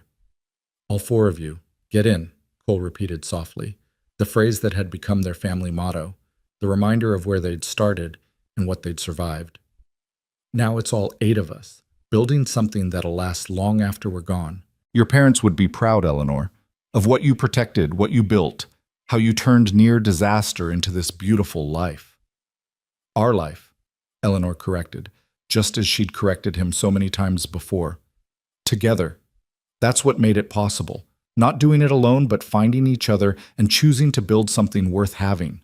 She smiled up at her husband, her partner, the man who'd ridden into her desperate existence and helped transform it into joy. "Thank you for that first ride. Thank you for seeing us as worth helping. Thank you for choosing us." "Thank you for letting me," Cole replied, "for trusting me despite everything my father did, for showing me what actually matters in life, for building this home that's become my home too." He kissed her gently, a gesture as familiar and comfortable as breathing after 10 years of marriage, for giving me the family I didn't know I was searching for. They stood together as darkness fell completely, and the Montana stars blazed into brilliance above their homestead. This land they'd fought so hard to keep and had transformed into something magnificent through sheer stubborn love. Inside the cabin, family waited. The children they'd raised and protected, the grandchildren just beginning to arrive, the life they'd built from almost nothing. This was home. This was family. This was the victory that mattered. Not the legal triumph in Judge Morrison's courtroom, though that had been necessary, but the daily triumph of choosing each other, supporting each other, building something real in a territory that promised nothing but gave everything to those brave enough to fight for it. All four of them had gotten in, just as Cole had promised that first day. And then they'd become 5, then 8, a family that grew not just through births, but through the daily choice to stand together, to protect what mattered, to build a home worth fighting for. Under the vast Montana sky, Eleanor Wade Merrick held her husband's hand and felt the absolute certainty that this place, this family, this life they'd created together was exactly what her parents had dreamed of when they'd first claimed this land. They'd planted seeds, and those seeds had grown into something more beautiful than anyone could have imagined. The rancher who'd said, "All four of you get in," had kept his promise. They'd stayed, they'd thrived, they'd won. And that victory, hard-earned and absolutely real, would echo through generations, a story of courage and love and the stubborn refusal to surrender what mattered, told and retold as long as the Montana wind blew across their homestead and family gathered around the table where it had all begun. Home, family, forever, family. The end.